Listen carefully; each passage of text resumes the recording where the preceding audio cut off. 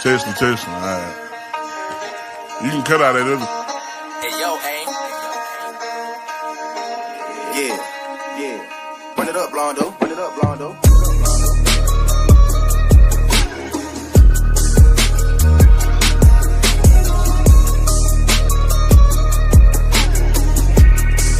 Hey, see y'all from Texas, where we sit riding swangers and put diamonds in our neck.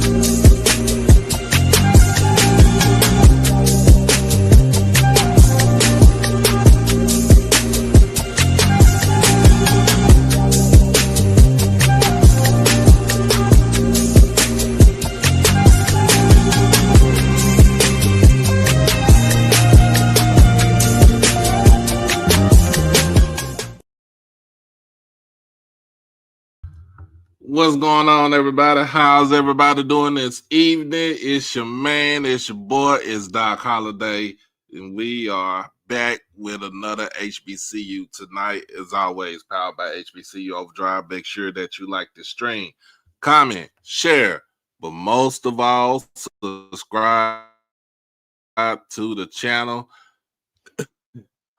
Get everything that you need. Hit that notification bell and put it on all and get everything that you need. HBC Overdrive. And also, if you are on Twitter, make sure you hit that follow button and come on to the YouTube side and hit that subscribe button. I appreciate everybody for coming on. This not short notice, but I really didn't do too much advertising today. I really got off of work and put this together, and then took a shower and went straight to sleep. Because that's what I do.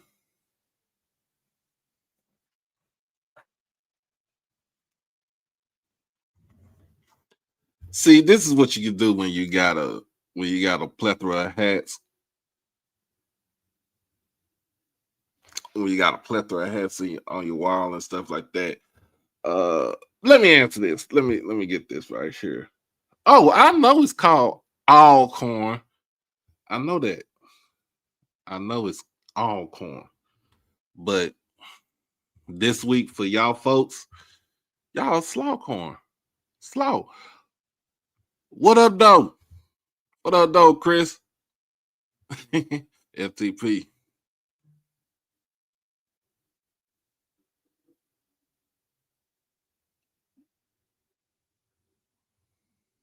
Oh, wow. Air Force. Oh, wow.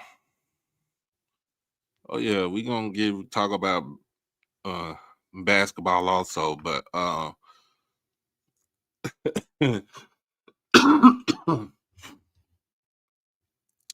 yeah, man.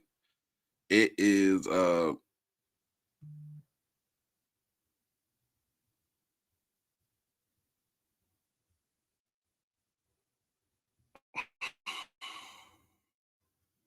oh, it's working. It's working right now. It's been working.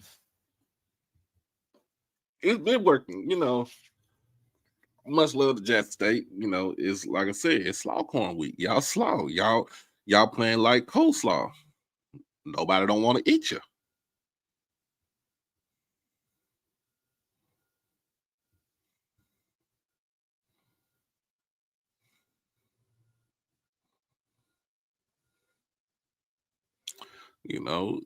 Y'all deer corn, Slawcorn, half corn, corn on the cob.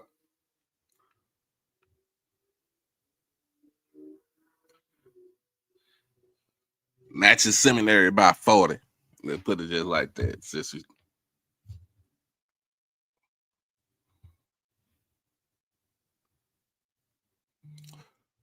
Oh, we're gonna get into that in a minute.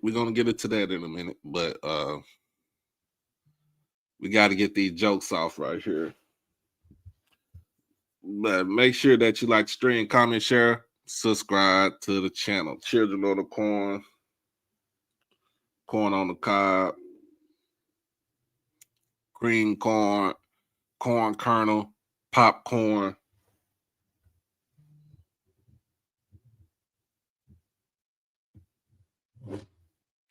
Yeah, y'all, everything in the book today. But y'all, everything in the book. And then some.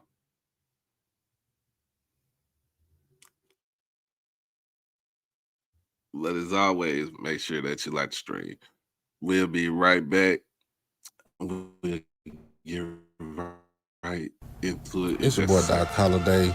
Become a subscriber on HBCU Overdrive on YouTube, and you can follow me on all social media platforms at HBCU_Overdrive on Twitter and Instagram. You can catch me on TikTok at Holiday1925 and on Facebook under my real name, David E. Smith Douglas. Also, when you become an exclusive family member, you get all the membership perks. You get all the exclusive members only videos, early access to new videos, member shoutouts, and members only live chats. And also, you can get birthday shoutouts on here and win member when you become a subscriber. You can also hit the donation to the Cash App at HBCU Overdrive. You can hit the PayPal, David Smith 1925, and you can hit the Zelle, David E. Smith 30 at gmail.com. Remember, all proceeds go towards the channel, not the pocket. We back, y'all. We are back. But yes, as always,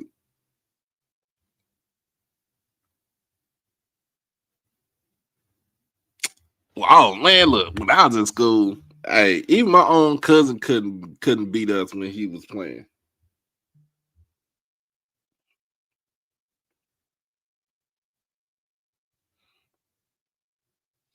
Let me try to get this.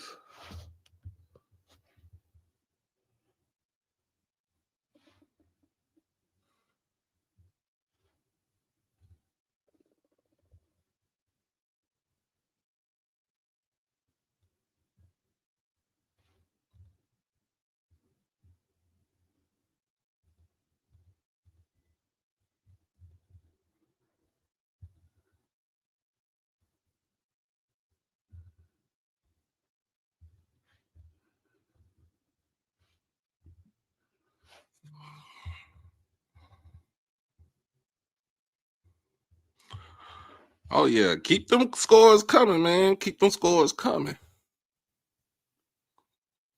Keep them scores coming. Oh yeah. Look, man. So we're gonna get into it. We're gonna get into this tail of the tape. I don't think I'll be. We're gonna before we get into the tail of the tape. Let's go ahead and let's talk about. Let's go ahead and talk about it. Coaches on the move.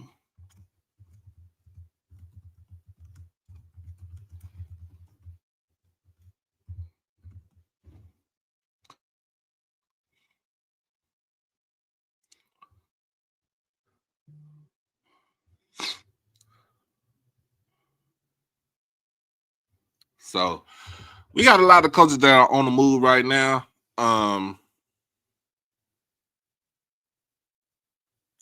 Is there McNair years?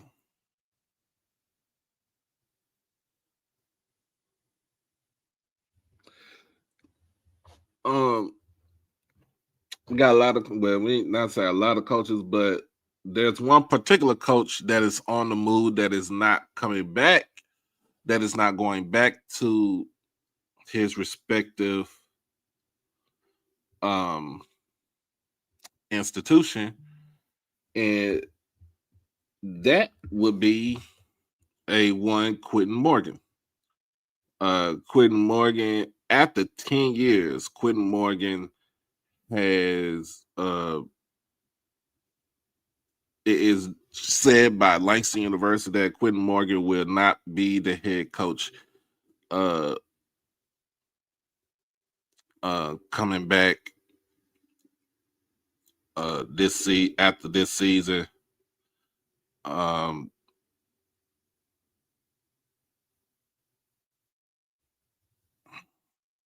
And let me go ahead and get that. Let me get that story.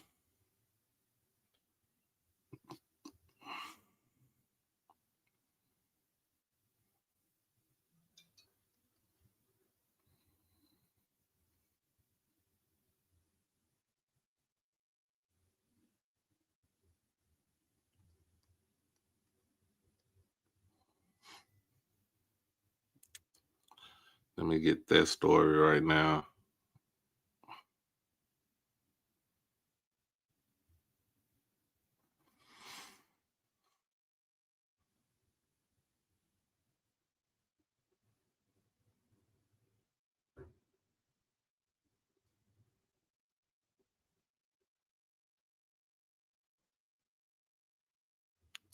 So we'll get to that, and then we'll do the HBCU parts ways with coach after 10 seasons. Langston University has become the latest HBCU to make a major football coaching change. The school announced that head coach Quentin Morgan will not return after 10 seasons. This move follows recent resignations at Winston-Salem State and Savannah State, signaling an active offseason across the HBCU landscape. Director of Athletics Donita Rogers thanked Morgan for his long service. We would like to thank Coach Morgan for his service, dedication, and commitment to Langston University for the past 10 years, serving as head coach, Rogers said. Morgan first joined the staff in 2006 and moved through several roles. Eventually, he was promoted to head coach in December of 2015. During his tenure, he posted a 68-33 record. His conference record was even stronger at 59-23. As a result, he leads as one of the most successful coaches in school history. Morgan's teams produced some of Langston University's best modern seasons. The Lions made the NAIA Football Championship Series opening round in both 2017 and 2018. They also won 3 straight conference titles from 2017 to 2019. Because of these accomplishments, Morgan ranked second all-time in wins behind CF Zip Gales, who led the program for nearly 3 decades. So yeah, Quentin Morgan is out at Morgan State. I mean, not Morgan State, but Langston. I'm about to say Morgan State.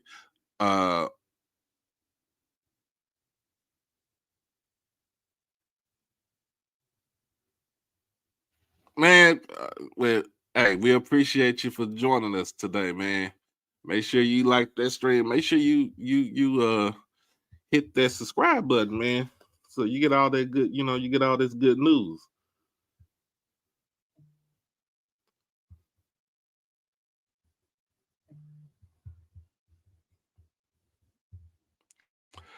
Now I'm a Cowboys fan, but I like baseball, so I like the Detroit Tigers too.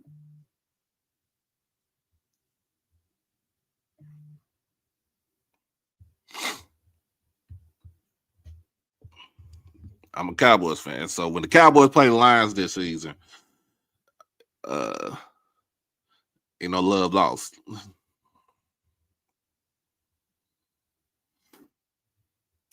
But to move away from one of your more successful head coaches, head coaches in the last, what, 60, 70 years. It's kind of crazy. Knowing that he had Quentin Morgan had to do everything, do all this in a predominantly white conference. The the Sooner Athletic Conference and win in, just to win in that conference says a lot about what type of coach he is.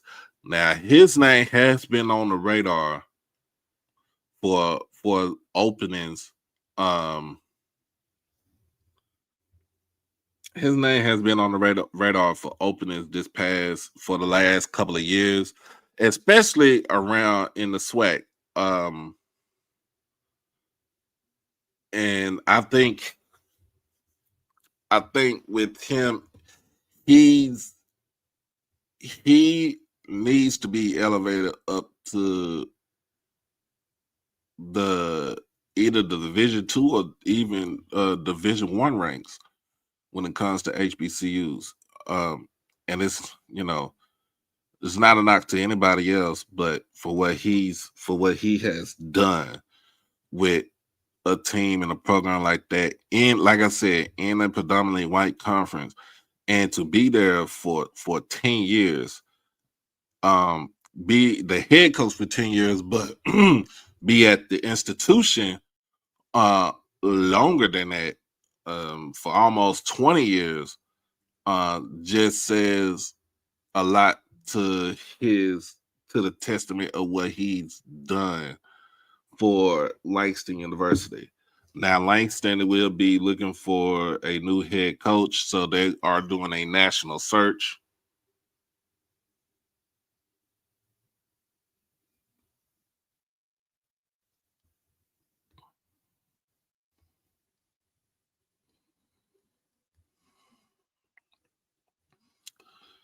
So Langston will be looking for a new head coach for the next season. Let's continue. This is from HBCU Game Day. So this is a trend across HBCU football. This coaching change comes during a busy period for HBCU programs.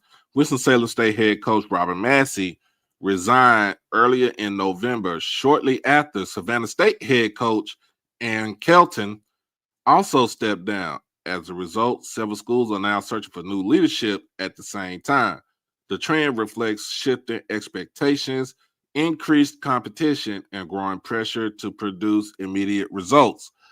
Langston University will begin the national search for its next head coach right away. The timing is important. The early recruiting window is approaching, and roster movement around the NAIA is accelerating. Because of this, the school hopes to move quickly while still finding the right long-term fit. The Lions have a strong football foundation. However, the next head coach will face high expectations. With steady support from alumni and a wider HBCU community, Langston University aims to build on Morgan's success and open a new chapter for the program.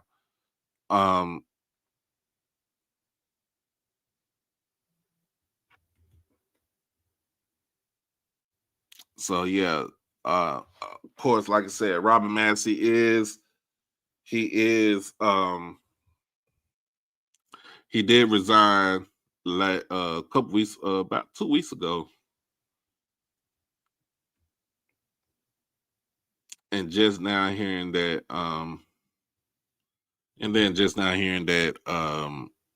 Savannah State's head coach Aaron Kelton also stepped down also. So you have, let's see, we got openings. Let's talk about it. So we have openings at Savannah State, Winston-Salem, Langston. You have an opening at Southern University, because I'm letting y'all know. That they are not going with Fred McNair as next head coach at Southern. Don't know if there's going to be an opening at Pine Bluff. Don't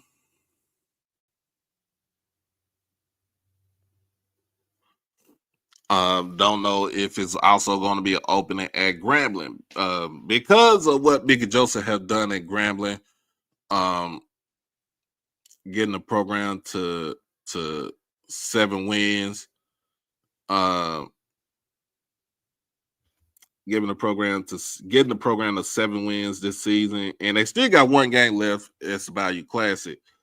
Uh, to maybe end the program, to maybe end the season at 8 wins. Uh, um, I mean, I think you'd be expected that he could get a contract extension. Um, Also, you might look at Alcorn with Cedric Thomas. Uh, to me, I feel like he kind of saved this job, but he has to win this game uh on Saturday to eventually save it. But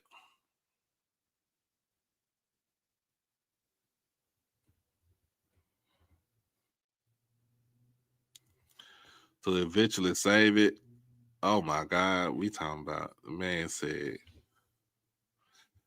this man said Prairie View will go to the Celebration Bowl. Who gonna watch that game right there?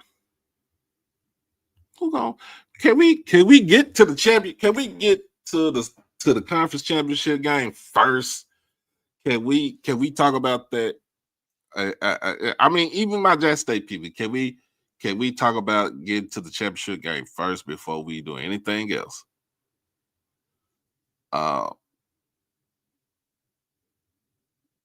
but I think going on winning 5 games right now, I think he has to win one more.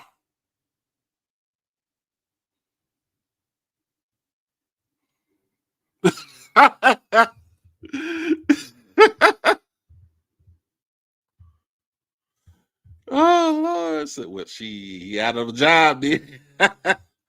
That's funny right there. That is funny.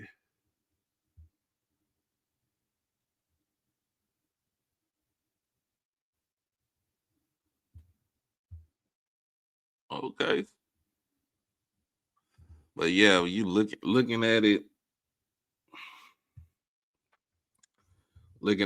it is that game is when this game come up. It's gonna be a good one. We'll break down the head to head, the matchup to this game, but yeah, when you look at it,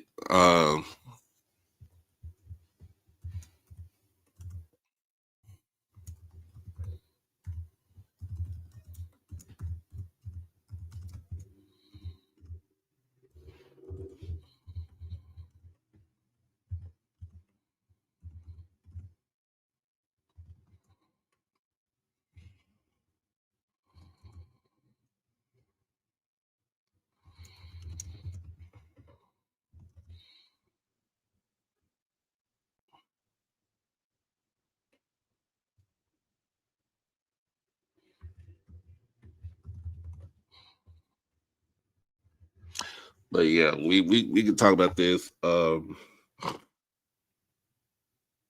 Cedric Thomas, I don't know. Like I said, Alcorn don't know what's going to happen with Coach Thomas at Alcorn. Don't know what's going to happen with Coach Thomas. I mean, with Coach Hampton at Pine Bluff.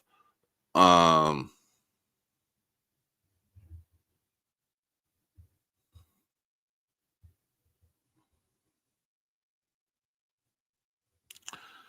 um, Sam Shade is about to end his first season at A&M. You also got Reggie Barlow about to end his first season at Tennessee State. Sean Gibbs about to end his first season at A&T.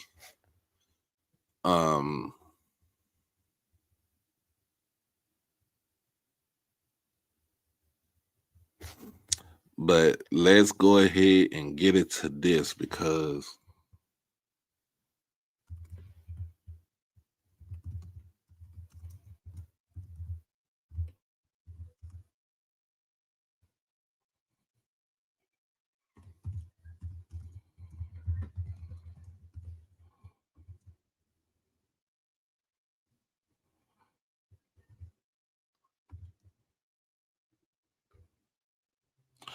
Now, since we on Colors on the Move, it said Marshall fought to Southern. Now,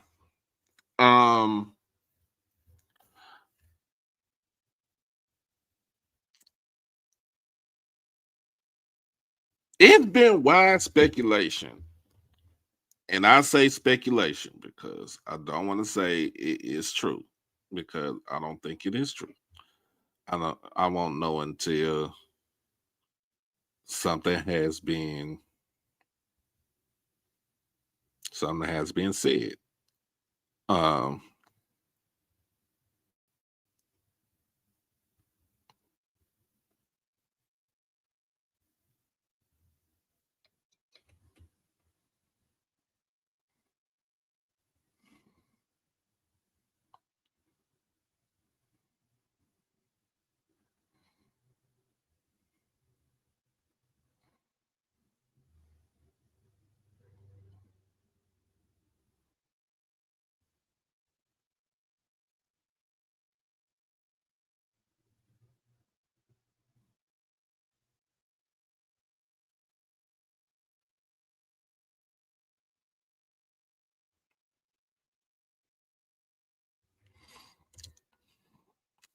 so I don't know the full gist of the whole thing as far as what Marshall fought.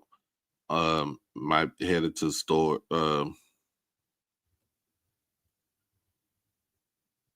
Heading down to Sutter, but what I uh what I've been hearing that talks have been ramping up. Um,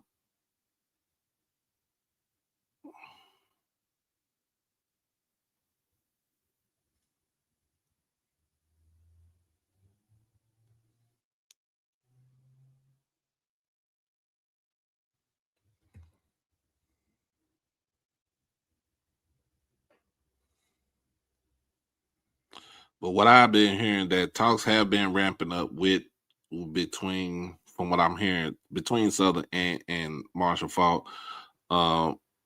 But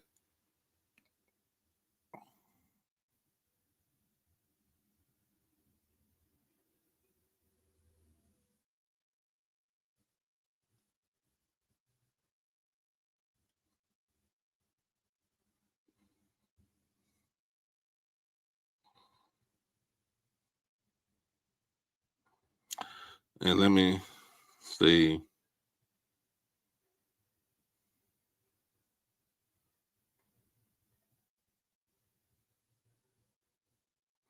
So basically, it's saying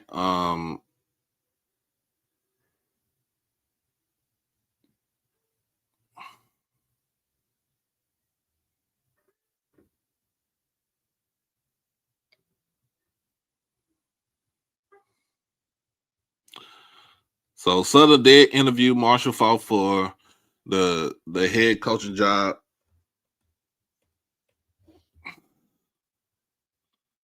And this is coming from WAFB 9 in Baton Rouge, their Baton Rouge affiliate. Said once again, an old familiar name has resurfaced in Southern's latest search for a head football coach. Per multiple sources, Southern officials interviewed Marshall Faulk for the position. The interview was recently held in Colorado, where Faulk is currently the University of Colorado running backs coach. The NFL Hall of Famer is in his first year and first coaching gig ever with the Buffaloes. In April of 2021, Faulk's name was in the mix to be Southern's head coach. After Dawson Odoms departed for Norfolk State, that job ended up going to Jason Rollins, who lasted one season as an interim. A source also told Nine Sports that the search has narrowed down to 10 candidates, including Faulk. A head coach is not expected to be named until after the Bayou Classic. So, basically, Southern wants to name the head coach after the Bayou Classic is over and done. With basically once the season is over with, Southern is in Southern is in their worst season as a football program. I think this is the worst from what BJ Jones has said, that has been Southern's worst season ever. There is a chance that Southern can't end the season at 1-11.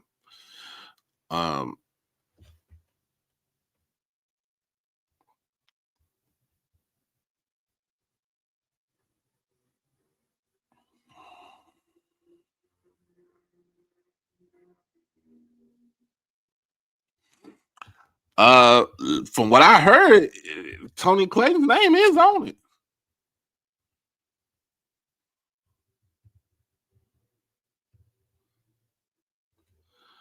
That's from what I heard, that his name is definitely on it.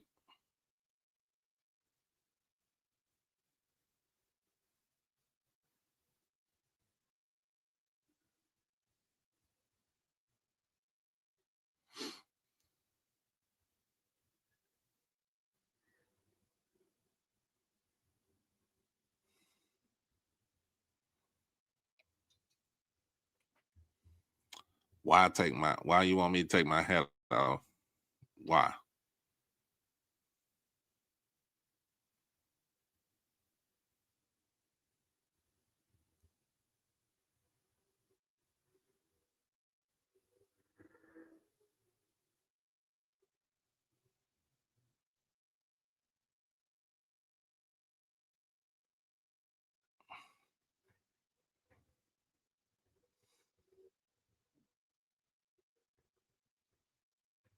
I'm not taking my hat off. Thank you.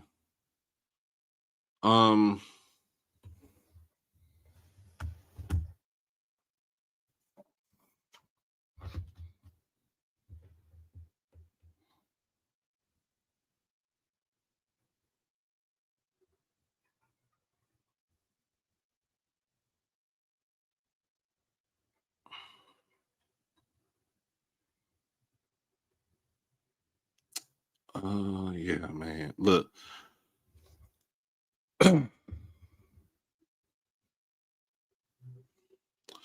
But yeah, when you think about this, I don't know if this is going to be a good hire. I mean,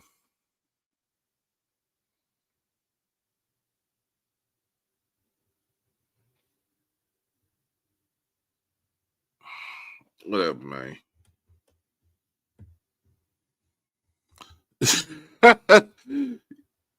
You give me an Alcorn hat. I mean, look, man, I told you, family, my family. My family went to Alcorn. Family went to Alcorn. Cousin played at Alcorn, so it's in our family. Well, you know, Unc status. I'm past Unc status. I'm OG status now. I'm 46. I'm OG. Thank you. But when you think about this,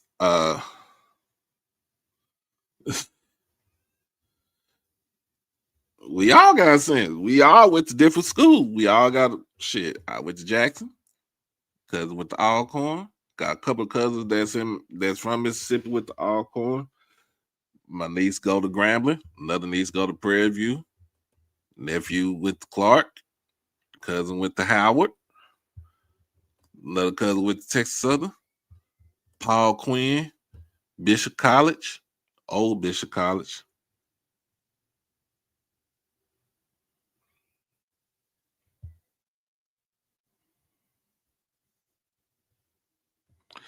But yeah, you think about this. If it is true, is it a ploy? Is it a play to get more people in the stands, or are you really trying to win the SWAC and not just the division, but the whole thing?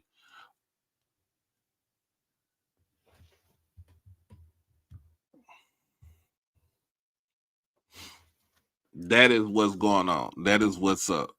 Are they trying to win? Are they trying to win the division? Again, my man BJ, he's a Southern alum. He said this on Sunday. If you getting a coach that just trying to win their division, then he don't want you there. And it kind of the same thing with Jackson State. TC was the only. TC's only thing was about winning the division and not winning the whole conference. Why would we have him at Jackson State? So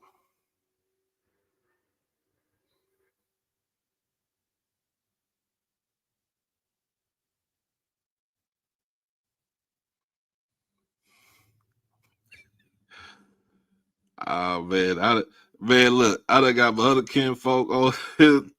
I got my other kinfolk texting me. shout out to Coach OC Williams. What's up, man? This Slaw, you talking about Slawcorn, huh? Hey man, hey man, hey man, look. I ain't even got to the game yet. Golly, can we still focus on coaches, on the coaches move? But I mean, since y'all since you want to be like that. Do the bread. Do the bread. Do the bread. Do the bread. Do the bread. Do the bread. Do the bread. Do the bread. I say get down low, get the fuck down. Pull your arms up and do the bread. Do the bread. Pull your arms up. Pull your arms up. Do the bread. I ain't let that nigga do it the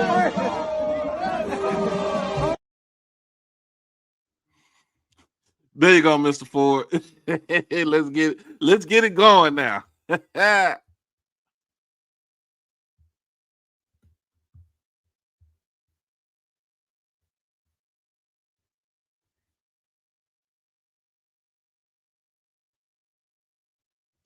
Appreciate you, man. I need that. So we always need that good prayer right there. That good word of affirmation. Appreciate it.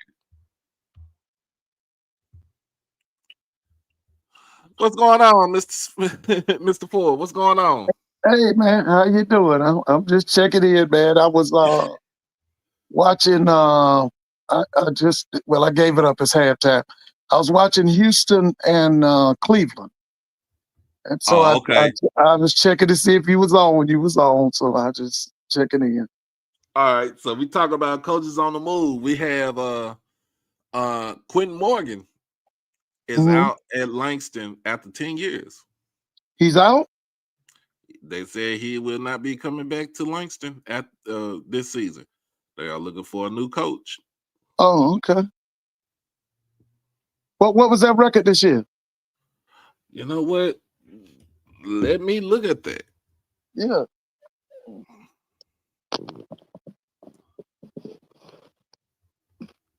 Oh yeah.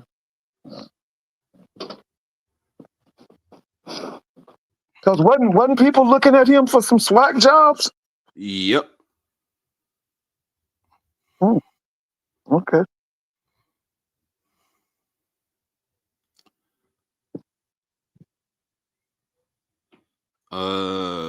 Oh yeah, they were 3-7 this past season. Oh, okay. Okay. 27. Okay. Okay. So yeah. They looking for they got a national search for a new head coach. Okay. Robert Massey from Winston-Salem, he resigned. Yeah, I saw that. Yeah. And Aaron Kelton from Savannah State stepped down also. I don't know if he stepped down or got fired, but Savannah State looking for a coach, Winston-Salem, Langston, Southern, of course, Southern's looking for a new coach. Yeah. I don't know. Maybe Morgan State might be looking for a new coach. I don't know. I don't. Yeah. I mean, because Coach Wilson kind of underachieved in his tenure there. Yeah. Um, Yeah. Yeah. maybe Howard might be going in a new direction. Right. Maybe moving on from Coach Scott. Larry I'm not. Scott. Yeah. Yeah, I don't know, but Mhm. um, but there's like I said, there's a lot of movement, even with Pine Bluff. Even though I don't think he will lose his job at Pine Bluff because of some of the circumstances that they have going on with their program, but with Mhm. Coach Alonzo Hampton, Right. um, Mhm.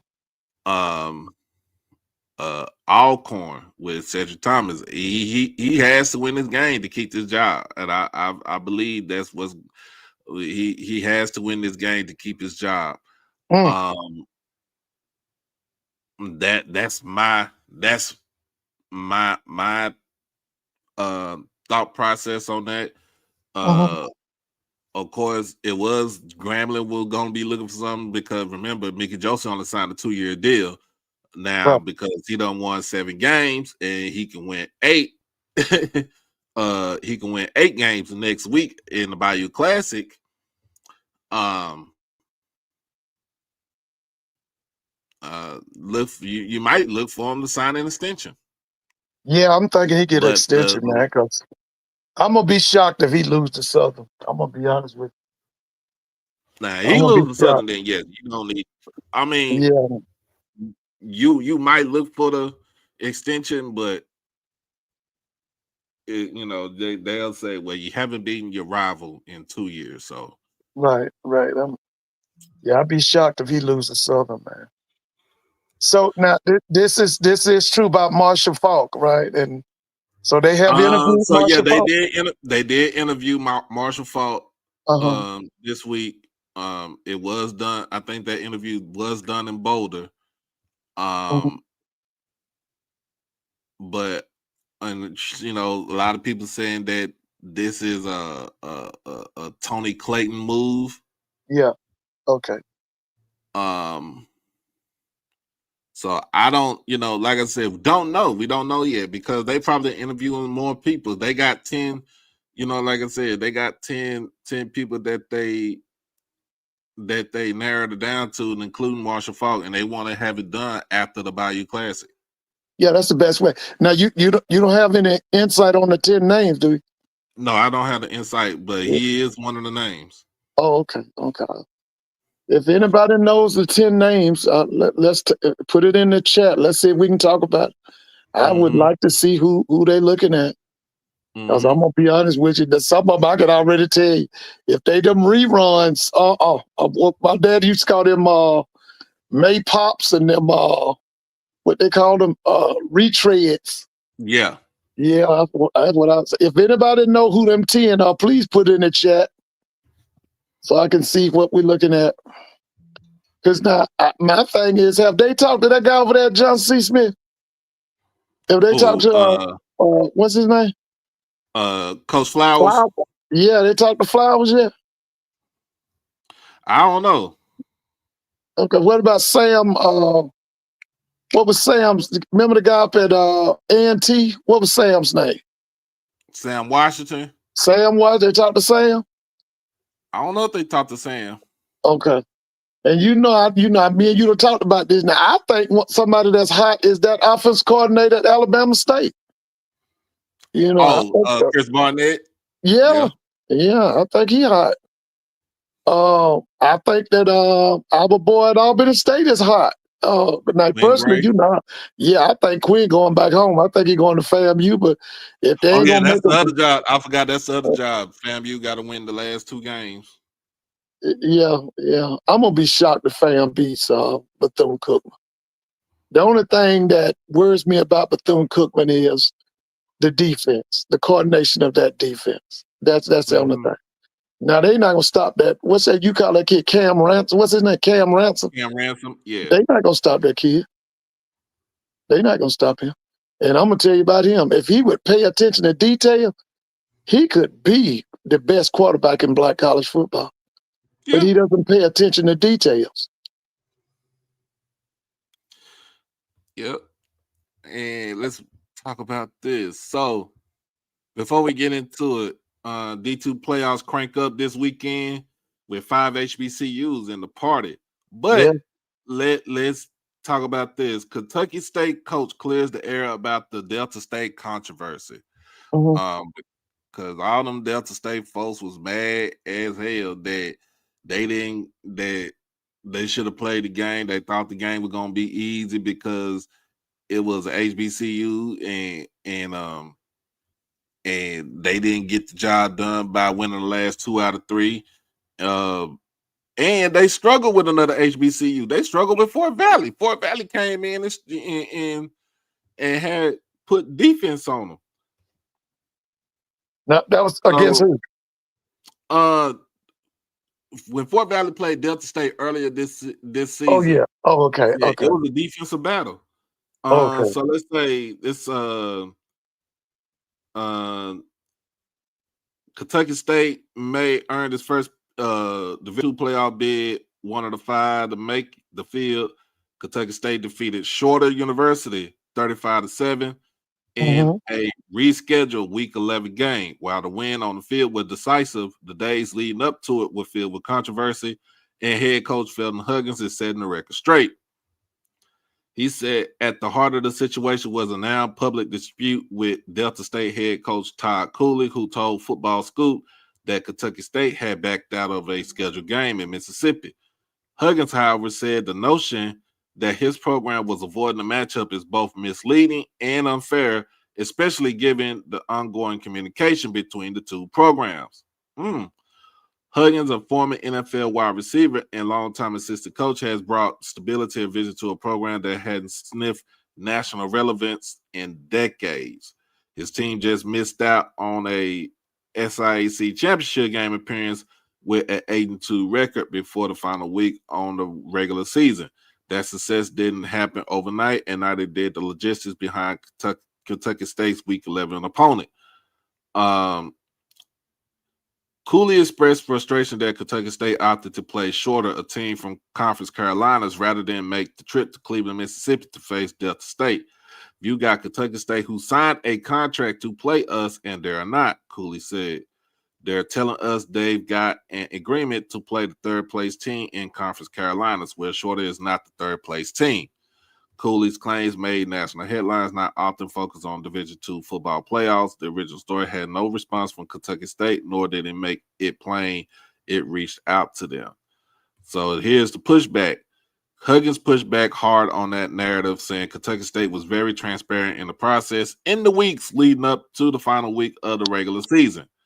Even when we first previously talked about this in early May, April, it was communicated about, again, the conference mandate that we had at the end of the season. Told them if we was out of conference contention from anyone in those other games, we definitely will play, even to the point where when we got on the run over a month and a half ago, definitely had communication with the AD and him, he told HBCU Game Day. And so even to the point, I would just say me and him talked head coach at Delta State. We talked a week and a half before going into the Valdosta State game. And I would just say he knew that we communicated with him, but he did realize that he told me he's already been looking for games. But for me to go out there and have selective outrage because you want to pick and choose, and then you try to come back and feel like we're on the low totem pole, a low-hanging fruit that don't sit well. But we did everything we're supposed to do. And then the commissioner for the side backs the call, said side commissioner Dr. Anthony Holloman also weighed in defending his conference and its member institutions. As the commissioner of the SIAC, I am an unapologetic advocate for my member institutions. It's my responsibility to put them in the best position to achieve our desired outcomes. We want to play for championships, and we want to get as many deserving teams into the NCAA playoffs as possible.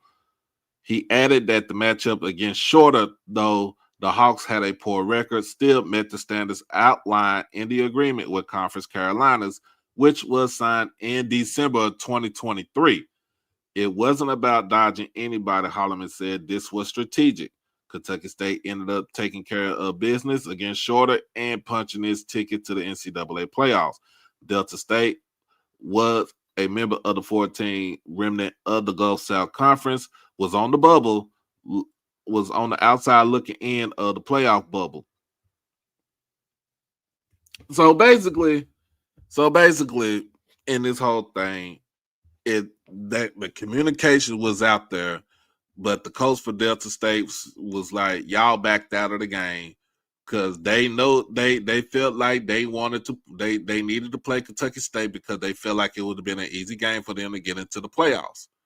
But like I said, if you would have won your last 2 out of 3 games, you wouldn't have this situation. You wouldn't have this situation. If you would have beat Valdosta State, you wouldn't have to worry about playing an extra game at the end of the season to get yourself into the dance. So Kentucky State beat Shorter, they're in. Delta State, you don't have anything to play for. You lost. Just wait, next year. What you think about that, Mr. Ford? I ain't got a damn thing for Delta State till they get it straightened out who killed that black kid out there. They lynched the kid on campus and then lied about it. The hell with Delta State. Till they root out them criminals out there, I ain't got shit for them. Woo! Hey, I can roll with that. I can definitely roll with that. Give a damn about no Delta State. You think about it, it's like when it comes to this with the football situation, they looked at it as being, they wanted to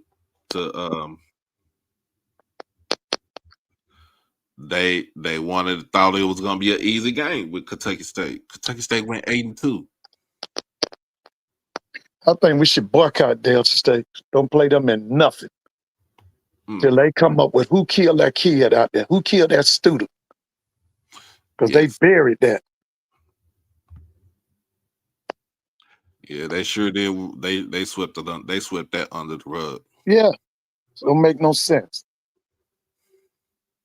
But we got 5 teams in the Division II playoffs from HBCU conferences. Yeah, on campus too. You have Johnson C. Smith and Virginia Union out of the CIAA, and then you also have out of the SIAC, you have Albany State, you have Kentucky State, and you have Benedict. This is going to be very interesting this coming up weekend. They're all from the same region. I think they're from the same region. I know Virginia Union and Johnson C. Smith is in Region 1. I think the other 3 are in Region 2. But I think Union will be hosting. Johnson C. Smith will be hosting a game on campus. Albany State and I think Albany State and Benedict will be hosting games on their campus. Albany State got Valdosta State coming. What? That's about? Is that about 90 miles? Let's see. I think so. I think it's more. I think it's less than 100 miles. Yeah, less than 100 miles. They got them on campus, and that's going to be on TV too, right? I think so, but yeah, because Valdosta State this year started off losing, but they got it together at the end. Mm-hmm. Because the guy who was Coach Jackson's offense coordinator, he took over the team. He's a head coach. Mm. Yeah, I think he's real young. But they got it together, and I think they won their last 5. We have to look them up. I think they won their last 5 games. They're coming into Albany real hot now. Right. Yeah, because they Valdosta State Blazers, I think. They coming into Albany real hot. Real hot. I wish I could be there.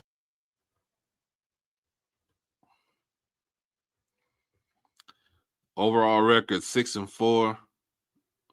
So they did win the conference. So That's Valdosta State. mm-hmm. What, did they win their last 5? Let me see. They won their last 4. One last 4. Okay. Were they running the score pretty good, or what was they looking like? I'm about to check out Okay. scores.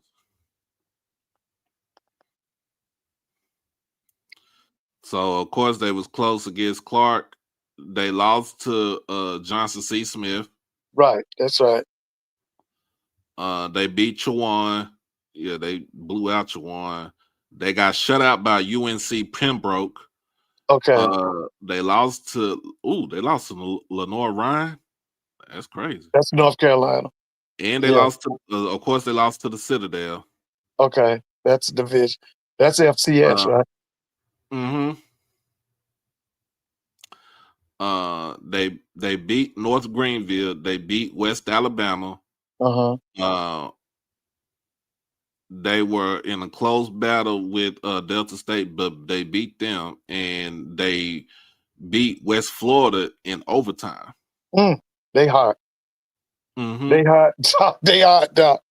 If they beat, because you know West Florida something else now. Yeah, but Auburn stay hot too. So yeah, that's gonna be a collision now. That's gonna be a collision because listen, all that's South Georgia.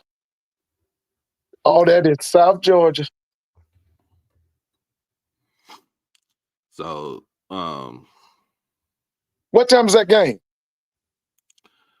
Is it a 12, 1 o'clock? What is that? They ain't got, hold on, let me see if Okay. they got scores. I mean, not scores, but time.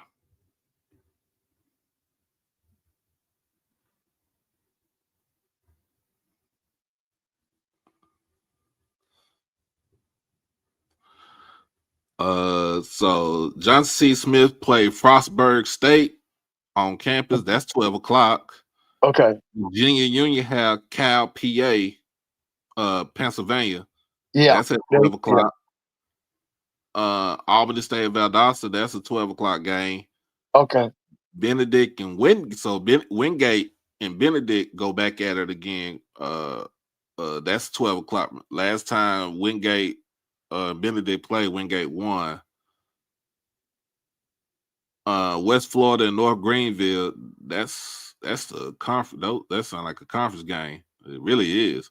Yeah, West Florida's pretty tough now. You remember they played FAMU a couple of years ago. Mm-hmm. Yeah, they got some boys down there.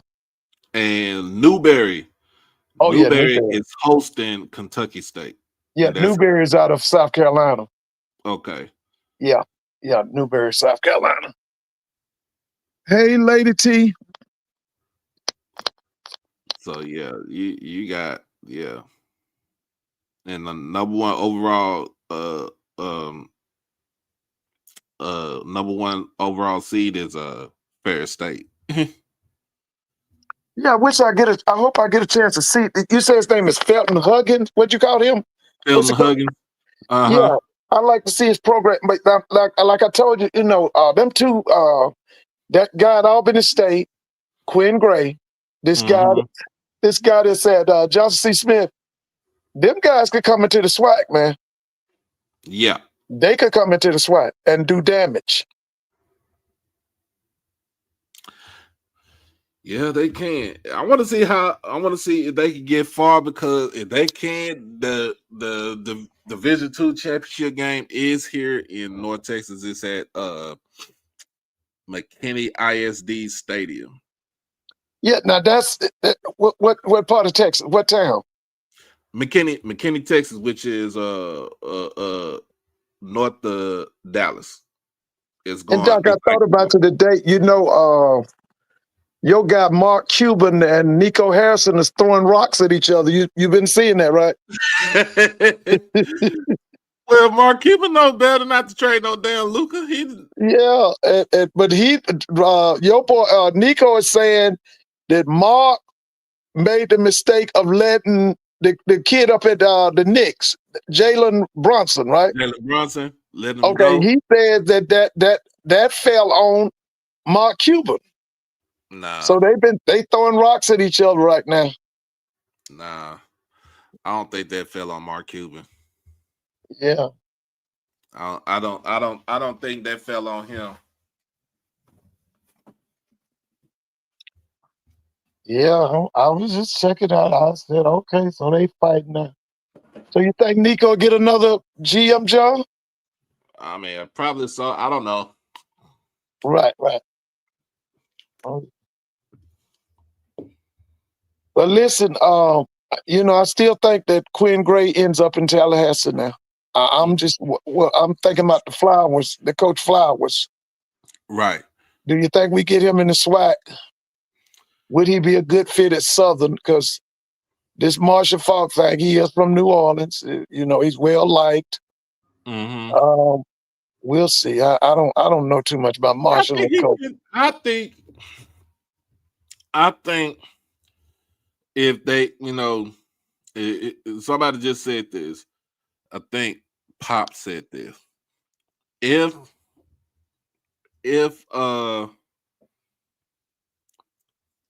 Southern goes with Marshall Falk, are you really trying to win the games? Are you really trying to win games? Or are you just trying to fill your stadium back up? Well, you know what? I'm going to be honest with you now, Doc. Let me just say this. One of the things I did, they just played Texas Southern. According to the NCAA, they had 24,000 people, and Southern is having one of the worst seasons in years. And they still drew 24,000? That means they got some loyal fans in Baton Rouge, man. They do. Yeah. So, hey, thick or thin, they with Southern now. They're gonna be with them Jags. Mm-hmm. So I don't, I'm if it's gonna be Marshall Falk, I'm just waiting to see that, see this, and I just because my whole thing is if let's just say let's just put it like this. We playing. I ain't say devil's advocate because it's really not devil's advocate. Let's just say if Southern does get Marshall Falk, right. what type of staff does he put together? Yeah, that's gonna be key. Cause see that Doc, always remember this. Now, I've said this. Me and you done talked about this. Mm-hmm. Okay, Southern University, Jackson State, Florida A&M, Grambling, North Carolina A&T. You can't go to them schools talking about you gonna learn how to coach. You got to already be a champion when you get to them schools. Right. Because let me tell you something. You know me and you done talked about this. Them people down there in Baton Rouge ain't got no patience, man. They ain't got no patience. None. They don't want to hear no excuses. They don't want to hear about we couldn't get this, we couldn't get that. Their expectation is just like Alabama, LSU. They want championship. That's what they feed off of. They talk about family get rid of. I think Southern will get rid of you quicker. I'm gonna be honest with you. So I'm gonna just say this now. His staff is gonna be key. Cause baby, he got to come in running. Cause I'm telling you, talking about you gonna build a program and all that, that ain't gonna work in Baton Rouge. That ain't gonna work in Baton Rouge. It's kind of like what we see with Deshaun Jackson at Delaware State. Yeah.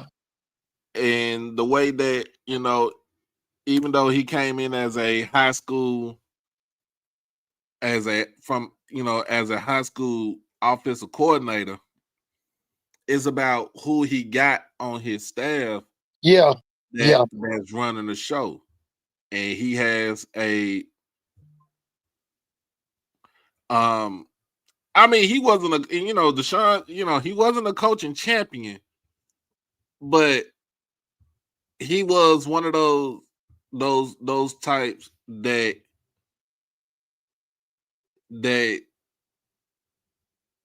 when you look at him and you see when he's out there, he coaching, he takes it serious. Okay, let me be the first one to confess. I thought that what's happening at Norfolk was going to happen at Delaware State.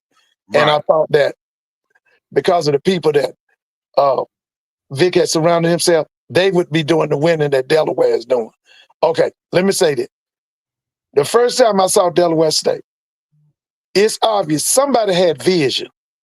Now, I don't know if it was in the athletic administration, on their staff, whatever, but somebody know what they're doing.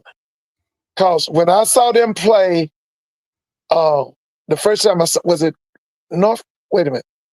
Okay, Doc, I've seen them play Norfolk State. I've seen them play. Wait a minute. Who They else? played Delaware. Wait They a minute. played Delaware first game I of the missed the season. Delaware game. I saw Norfolk. I saw them against Morgan. Mm-hmm. Okay. Somebody know what they're doing, Doc. I'm telling you, I watched them. And I was trying to pick, me. Because I'm gonna be honest with you. Like I told you at the beginning, I did not take Deshaun Jackson serious. I didn't. Because I loved him as a player. I thought he was a fool, but he was electrifying and all of that. But somebody got some vision. Somebody know what they're doing.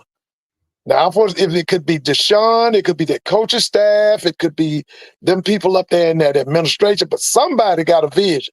Somebody know what's going, and they put that team together quickly. Okay. Yeah. Yeah. Yeah, when you think about it, I think it was the president of the school had a vision, and I think the athletic director had a vision, and I also think Sean had a vision too. So I think Right. all of them are on the. I think all of them are on the same page. Oh, Sarah said that Mr. Ford that she saw Dr. Walter Reed. I remember him. Yeah. Yeah, I remember Dr. Walter Reed. Yeah. He was at FAM one time. Mm-hmm. Yeah, I remember him. Yeah. But now let me say this. I think it's going to be a dogfight in Dover, but I'm picking South Carolina State. I'm picking South Carolina State, but I think it's going to be a dogfight now. I think it's going to be a dogfight up there because that game is at what, 1 or 2 o'clock? What time's that game? I think at 1. 1 o'clock. Yeah, that's gonna be a dogfight, man. Now that's ESPN Plus, right? Mm-hmm. Yeah, that's gonna be a dogfight, man. Because it's right there it's right there on campus. It's gonna be packed. You got all them people coming. But I'm gonna go with them Bulldogs of South Carolina State.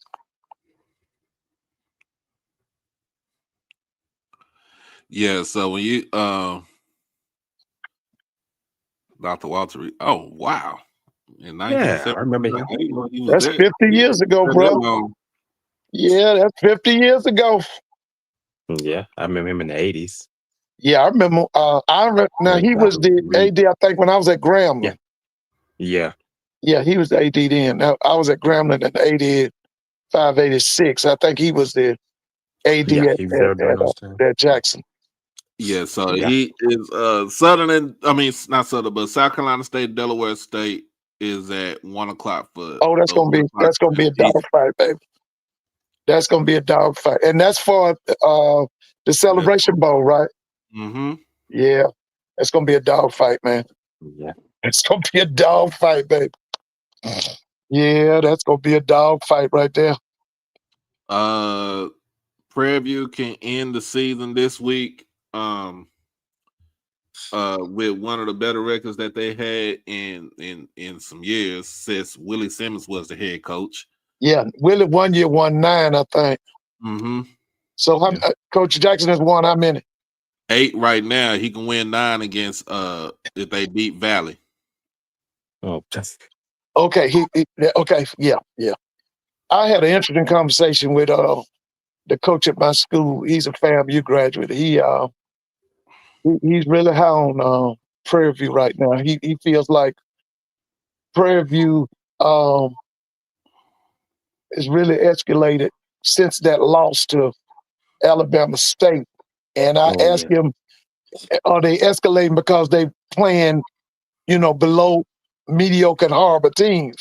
But he's telling me, well, his whole thing was that they really, I guess he's been watching them. He's saying that they have really improved. And the number one thing he pointed out was after that Alabama State game, the quarterback, what's the quarterback's name? Cam Peters. Cam Peters has really stepped up, man. He's really high on Cam Peters. But like I said, my question I posed to him was, is this happening because he's playing these below mediocre teams? Because we talking about Pine Bluff. Who else? Who did they play after Jackson State? I mean, who did they play after Alabama State? Pine Bluff. Well, they got Valley this weekend. Was it? That whoever it is, they've been blowing them out because one of them games, Cam Peters threw for almost 500 yards. Yeah. Oh, it was Alabama A&M. Alabama A&M. Alabama A&M. Yeah. Yeah, that's right. It was Alabama A&M because he threw for almost 500 on somebody. And that's what I was asking. Is this happening because he's playing against these, below 500 teams? But, he was telling me that this guy really stepped up his game and that the team has gotten better. They really could be a threat because they've gotten better. So, I mean, it's going to be the rest of the season from here on out to the SWAC check. All this is going to be real interesting, man. This is going to be very interesting. Oh, yeah. Yeah. So you got the Florida Classic. Oh, yeah. Boom. FAMU. Yeah. Bethune can actually end the season. They can actually end their season at 500. I'm picking Bethune, bro. I'm picking Bethune, man. They haven't had that thing done. I think Bethune is determined. Yeah, they The determined. only thing wrong with Bethune is I don't like the coordination of their defense. I ain't got no problem with their offense. I don't like whoever's running that defense up front. He's doing the same thing over and over. You can't win like that. If it was a little bit more, X's and O's, and some things going on up front, I could see Bethune beating Fam bad. But who is the defense coordinator, Bethune-Cookman? I don't even know who those coaches are. Well, I know the only one I know is Nick Collins, and he's the. That's right. Nick is DB coach. DB coach. You don't know who's calling the plays on defense. I don't either. I don't. Like I said, just know who the head coach is. I just know Raymond Woody. I don't even know who his I know. assistants are. I mean, Woody saved his job, no doubt about that. Yeah. Woody saved his job. I just wish that whoever is the defensive coordinator was more aggressive. I wish he was more aggressive. Okay. I watched him in person. You got Texas Southern and let me see, Texas Southern, Alabama A&M. Yeah. They always end the season. And that's in Houston? Yeah, that's in Houston. And by the way, Doc, I don't know if y'all keeping up now, but let me tell you something, y'all. We be talking about them bands and all that. Now, we say, Southern, Jackson, FAMU. Listen, y'all. Yeah. Y'all need to look at Texas Southern's band. Texas Southern band is blowing people out. Oh, yeah. They've been coming up on that little thing. Yeah. My phone during the week, and I've been watching it. Texas Southern's band is awesome, man. Yeah, the band director is a graduate of Southern, Brian Simmons. Listen, man, he got them rolling, bro. He got them rolling. And by the way, shout out to Bethune-Cookman taking down Ohio University in basketball, men's basketball. Okay. And I told y'all, and I'm going to say this again, y'all. Yeah, that guy's not going to be at Bethune long, man. He getting too much play. And Reggie Thea's going to get another job, man. I'm serious. Now, I don't know if it's going to be the Power 4 or whatever. Reggie Theus is going to get some more jobs. If he wins that SWAC this year, He already got name recognition. You know, everybody know who Reggie Theus is.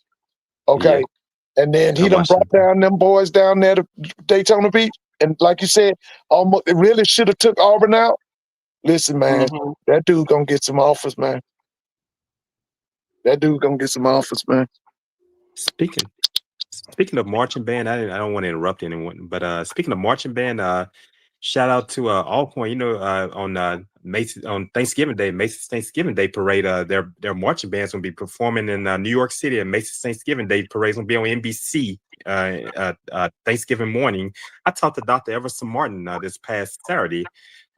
He's a graduate of Southern, played in the Human Jukebox, and yeah, they're ready. They're ready for the trip, and they just tell me how excited the members are, and he's ready himself. And a shout out to them. No matter if you're an Alcorn fan or not, this is great for HBCUs. Yeah, this is Sound of Dynamite, isn't it?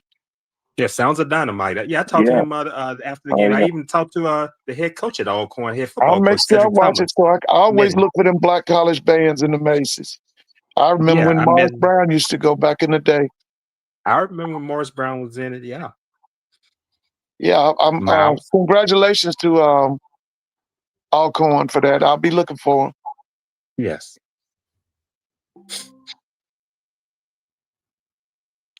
But yeah, yeah. Shout out to Alcorn. Yeah, shout Yeah, out to shout out to Alcorn.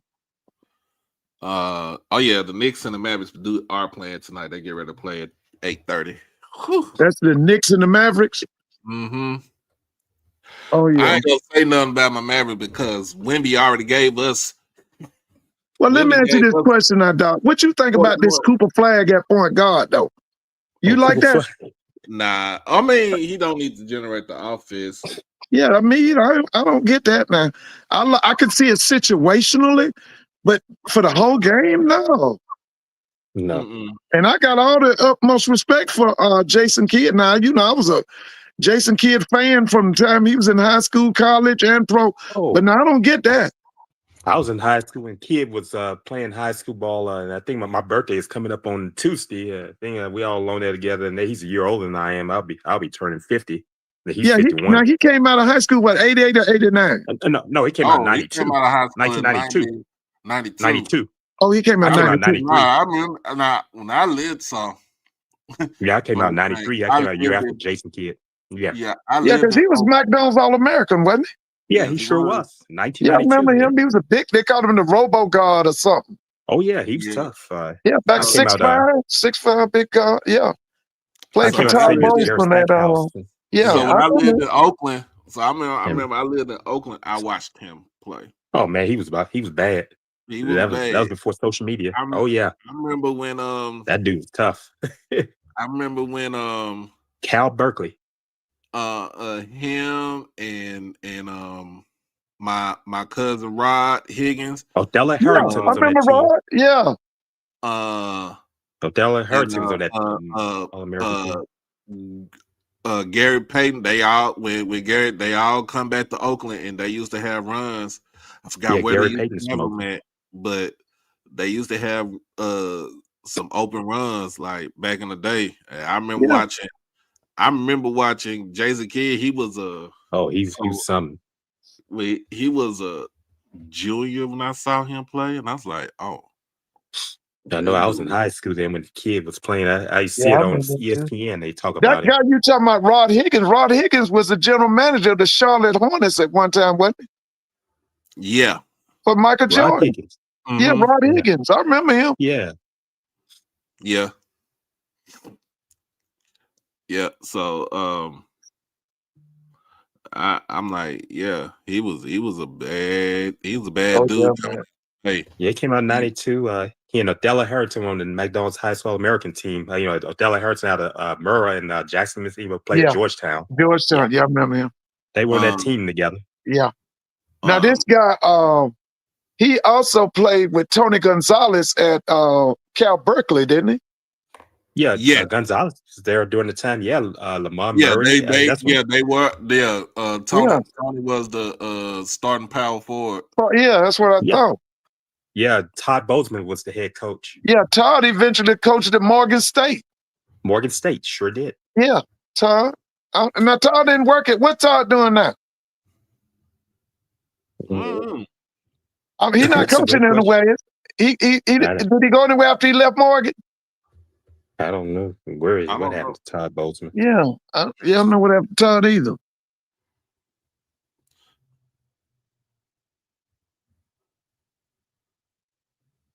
Yeah, that's my generation. I remember those guys. Yeah. And that guy was so good, man. Ooh, that darn Jason Kidd, man.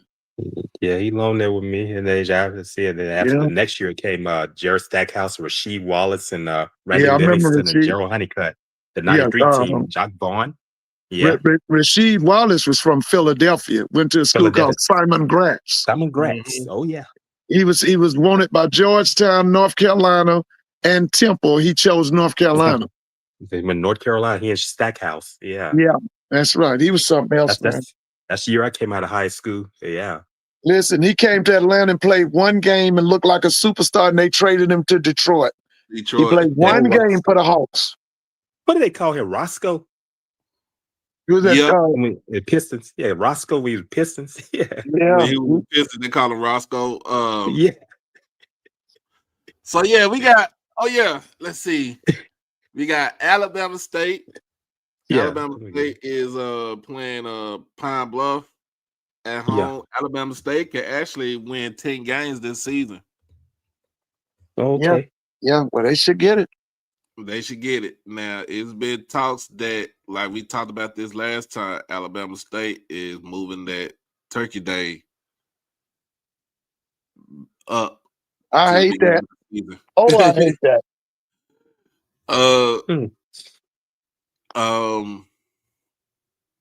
But also, I remember BJ was saying this too. He said that if you take off Miles off the schedule and put a good FCS team, and you take Tuskegee and move that game up. Let's just say they win both of them. You will hear Alabama State's name going to the FCS playoffs instead of sitting at home with a 10-2 record. Man, damn that FCS. I'm sick of the FCS play. I don't want nothing to do with it.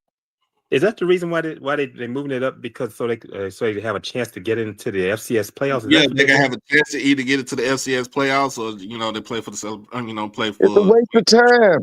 FCS playoff is a waste of time, man. Now State need to be fighting for that celebration bowl.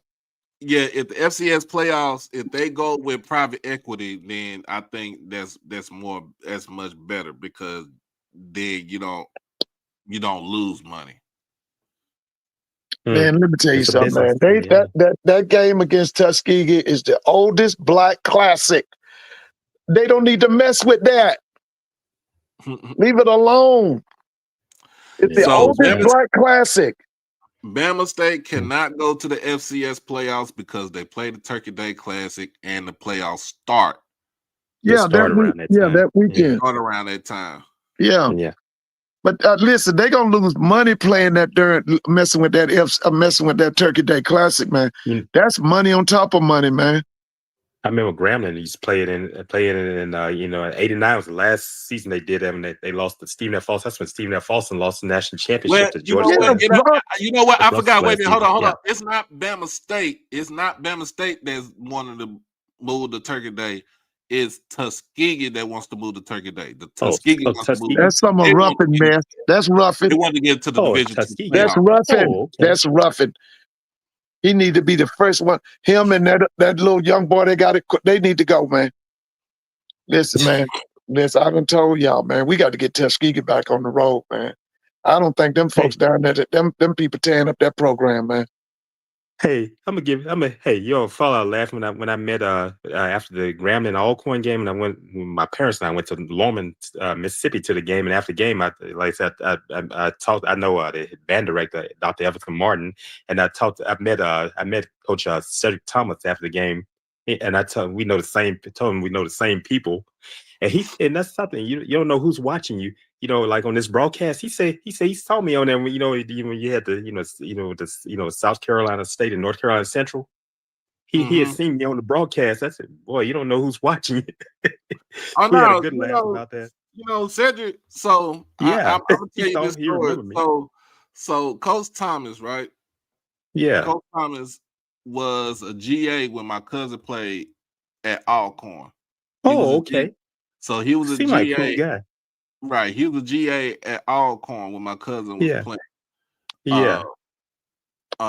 This is after he had finished at Pine Bluff. Yeah. Right. So he knew my cousin. My cousin, like I said, my cousin Damian Ford, he was the quarterback at Alcorn. Okay. Yeah, I O- remember that name. I remember. OC, Yeah. OC Williams, who is him and Jeremiah, their cousins, Okay. was at Alcorn. So OC was on. OC told me he was on special teams, but he was a tight end. Okay. Coach Thomas was the GA. Yeah. Donald Driver Donald was Driver. Oh yeah. Donald Driver was Green one of Bay my Packers. cousins. Yeah. He was his receiver in 98. I remember Drive. So, and the year that he started the first season in 98, my cousin was the SWAC newcomer of the year from that. Okay. Okay. Yeah, I remember. We I have remember your cousin. So like I said, Coach Thomas, we talked about this at media day. Yeah. And he was like, yeah, man, I knew your cousin, and he knew what happened with my cousin afterwards because my cousin, he's actually serving for second degree Hold on, just a minute. So he's serving All right. 35. Okay. Sorry about that. He's serving 35 years for second degree murder, but we've been trying to do an appeal, try to shorten his sentence. But he's been in there for like the last 15, 16 years. Now, Doc, who was his head coach at Alcorn? Was it Cardell Jones? No, Dr. Johnny Thomas. It was Dr. Johnny Thomas. Oh, Johnny Thomas. Okay. Mm-hmm. Yeah, it's Dr. Johnny Thomas. Okay. Yeah, I met it. That's Dr. Dennis Thomas. That's Dr. Dennis Thomas's brother. Yeah. I remember they said that the year that they went, remember that year they went 0-11. Oh, I remember that one. My cousin, one of my homeboys on that team. So my cousin wanted to play basketball. Granted, my cousin was good. He was good playing football, but he was even better playing basketball. My cousin's 6'5". He was a small forward on the state championship team, 2-time state championship team in Madison here in Dallas. So he wanted to play basketball for Alcorn, and I think that's Coach Whitney was still the head coach at Alcorn. Whitney. He came back and turned it around. I met Coach Whitney. But because he was on scholarship for football day, Dr. Thomas didn't want him to play basketball, and he got upset, and they kind of, and a lot of folks on that team really did not like the head coach, so they had a homeboy that's on that team at Alcorn during that time. He told us it was frustrating. Yeah, it was frustrating. But I remember. So he was telling me all about that, and like it's just a small. Like I said, it's a small circus. Like we talked about this, and I like, man. I told Coach Thomas, instead of you going to Houston and getting some folks, you need to come to the DFW area, get some players out of here, because we got a lot of players that's looking for a home. Yeah, you're right. I met one of G's buddies from Swacking the Fool on the Golden Ham Review trail. He and I, we chopped it up after the game. We went down the field. I walked across the field, and he knew who I was. He recognized me. I had the hat on, and even Coach Thomas, when he saw me, he had seen me on his broadcast. I had the hat on. I said I was surprised that he knew who I was. Well, let me ask y'all this now. Do we still stick with this thing about he got to beat Jackson State? Because he ain't gonna beat Jackson State now. That's So gonna be a tough I one. was thinking with him Yeah. beating Grambling, that should get him another year, Yeah, right? I think that might give him enough pull, but Because he ain't gonna beat Jackson State. yeah, you still got to beat Jackson State. But you Oh know, this man, is And that that's ain't the happening. He ain't gonna beat like Jackson State. like I you throw the tell, records out. like I tell folks, this is just talking points. This is not. This is talking points. This is not like I don't like Coach Thomas or I don't like Coach Joseph or nobody. I like all the coaches, regardless of the fact, and I respect what they do. But And I've known Coach Joseph some time. Yeah. yeah, but the facts are, the Yeah. facts are the facts. You got Yeah. to beat that. Yeah. You got to Yeah. beat What's You throw the record Alcorn's books out. record so far? What's Alcorn's record?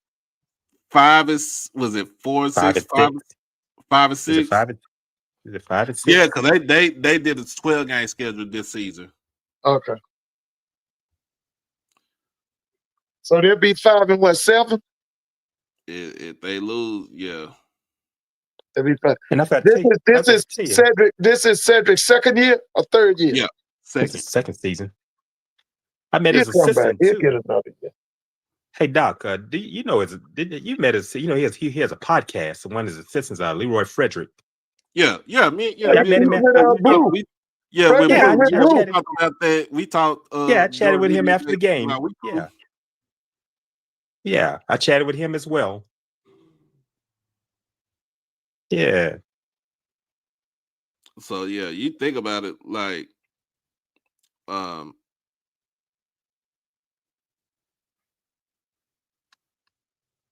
but when you and I don't know what is that? Oh Lord.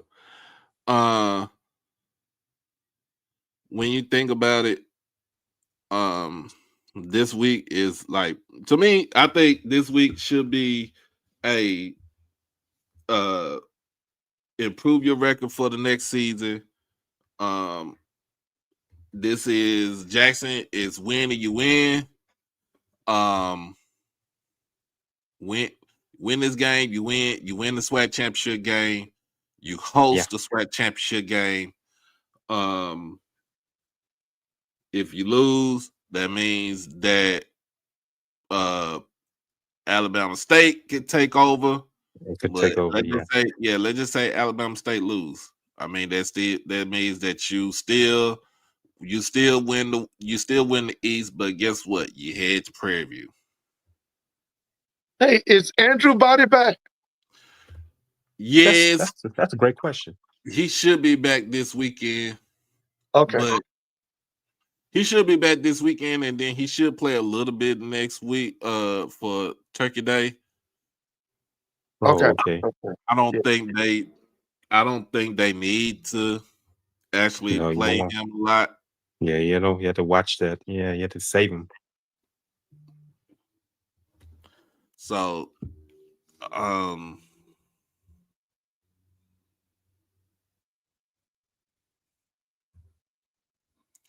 So yeah, I think with that it's you win Jackson State, win and you win. That's it. Win and you in, you win the division, you go to the championship game, you host the championship game by the way of overall record, then also FCS rankings. You'll host the championship game. You'll be in Jackson. Okay. So I was wondering how DC versus Jackson. I mean, versus what's his name? Tremaine. Mm-hmm. Oh boy. Prairie View ain't got to worry about. Prairie View really ain't got to worry about nothing. They won the West. They won the West. That's it. They won the SWAC West. Yeah, they won the SWAC so West. You said if they win to Saturday, that's 9 wins. That's 9 wins. 9 wins. Okay. Where your boy Lionel at, man? I ain't heard Lionel lately. Lionel been getting at me on Twitter. Lionel been getting at me on Twitter.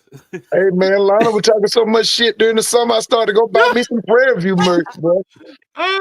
But you know what though? He do look like a prophet now. Yeah, man. Lionel was talking, man. Lionel had Timon had left her.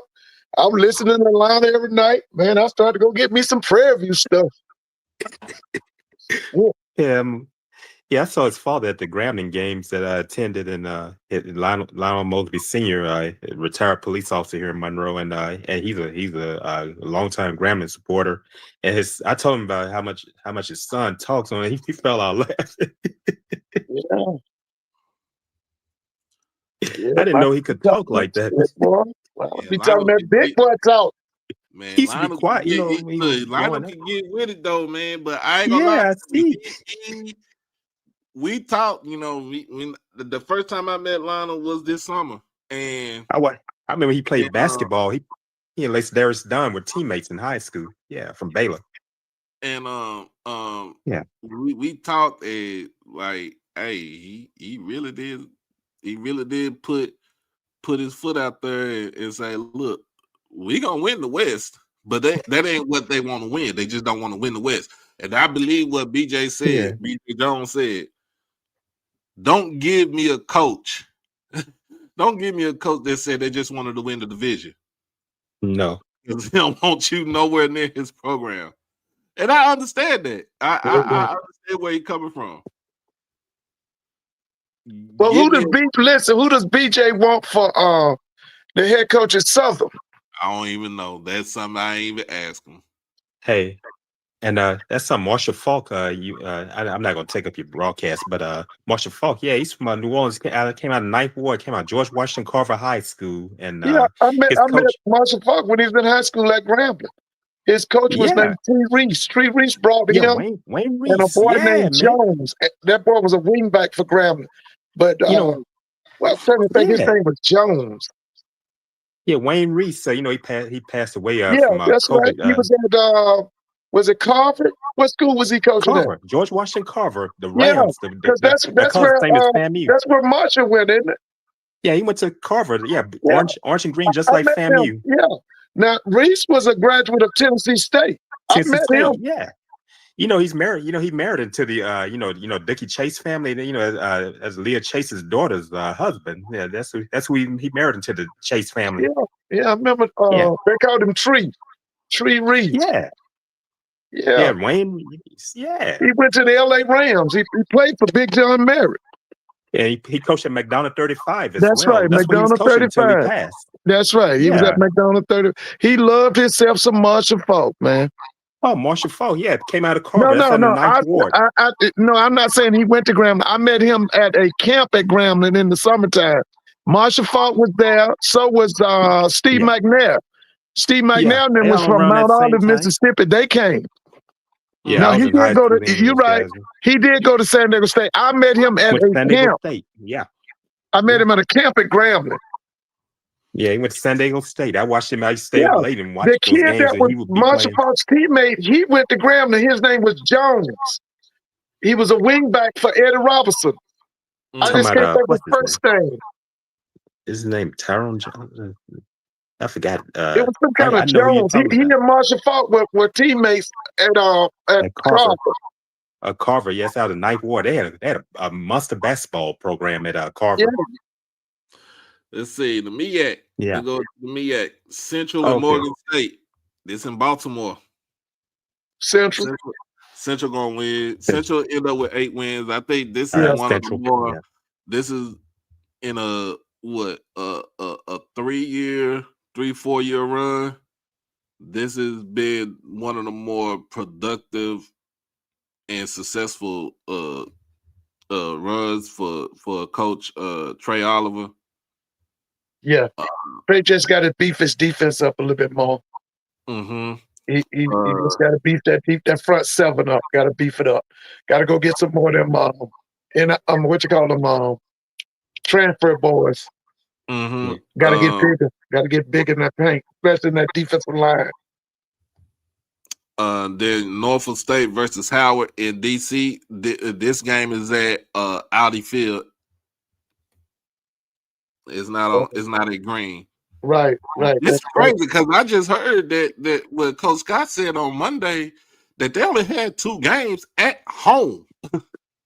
At Green. I've been by the stadium. It's like a high school. High school stadium. I know their homecoming game should be at Audi. They play Hampton at Audi. Mm-hmm. I wish they would go to Audi full time. I've been in that stadium. That's like high school. That's Yeah, smaller that's than a what lot of I'm high saying. I school don't know, stadiums. 7,000. Yeah, there are high school stadiums larger than that. Yeah, Yeah. I don't know, 7,000. That's why I say I wish they would go to Audi, make it their own. Think about those Texas schools, Doc.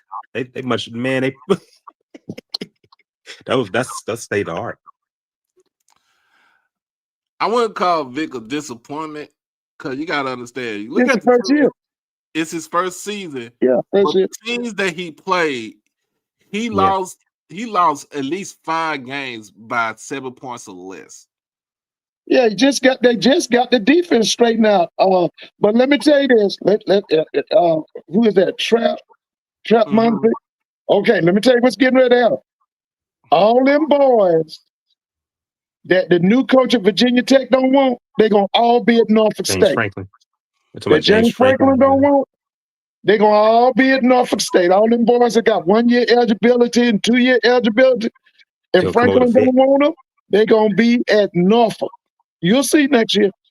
They're gonna be Yeah. bigger, stronger, and faster. Oh wow, that means is one Isaiah Spencer, is he gonna leave from Virginia Tech? Well, it's gonna be dependent on Franklin's people, because they say Franklin's Isaiah. going to bring the whole Penn State staff down to. So now Virginia Tech. is it confirmed that Franklin is the head coach of Virginia Tech Yeah. now? Yeah, they had a press conference this morning. Oh wow, I did. They had a hold press on. conference this morning. What the hell did Yeah. I miss that? I Yeah. did sleep. So Yeah, they had a press conference this morning. Had him and his family there in Blacksburg, Virginia. Yes. Hey, it's a nice spot, man. Virginia. Listen, you talking about all I've them been through kids in Blacksburg. Virginia that's gonna come to Tech? Man, please. Like I'm telling you, all them James Franklin don't want. Don't be surprised if they end up at Norfolk State. You'll see. He said that's why Isaiah Spencer is Doc. That was at Jackson State. yeah, Isaiah Spencer's at Virginia Tech. Okay. All right. Yeah, I remember him. Oh, you could play, man. Oh man, he's tough. I didn't understand why he left. Hmm.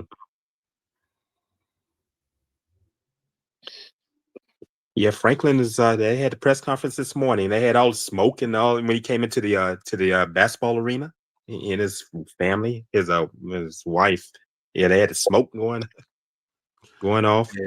And Penn State still got to pay that man.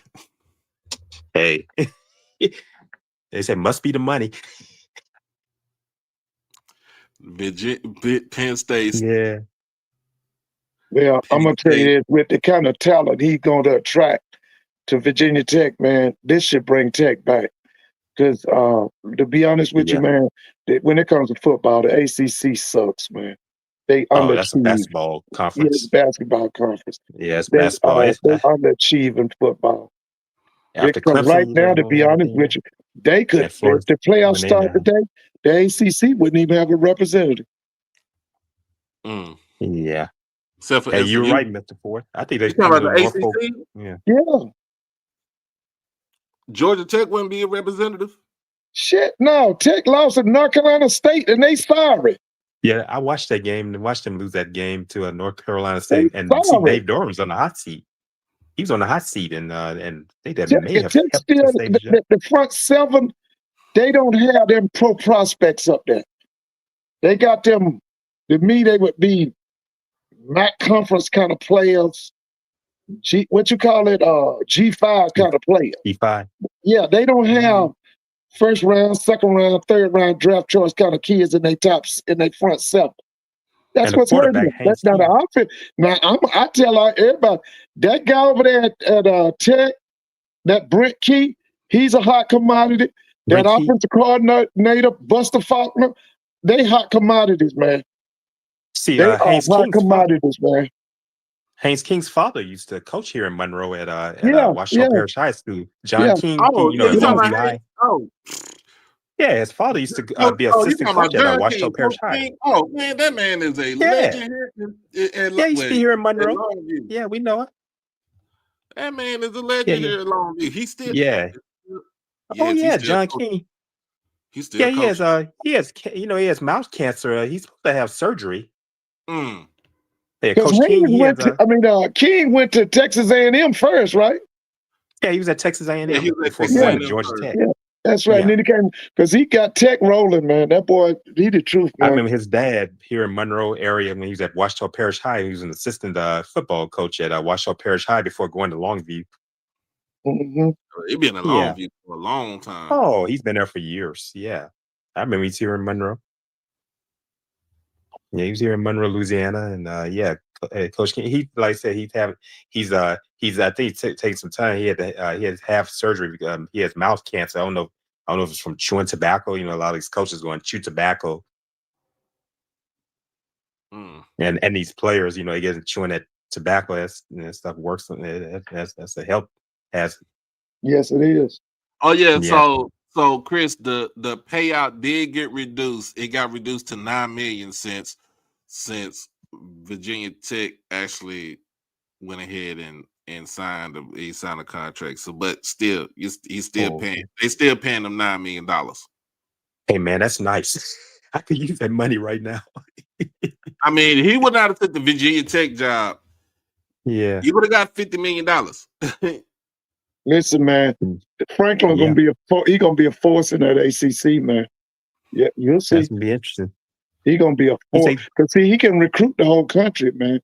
Franklin gonna bring them kids down from Pennsylvania.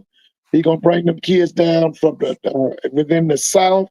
He gonna bring a lot of kids, and then Virginia, you got that Tidewater area, man. Oh listen, man.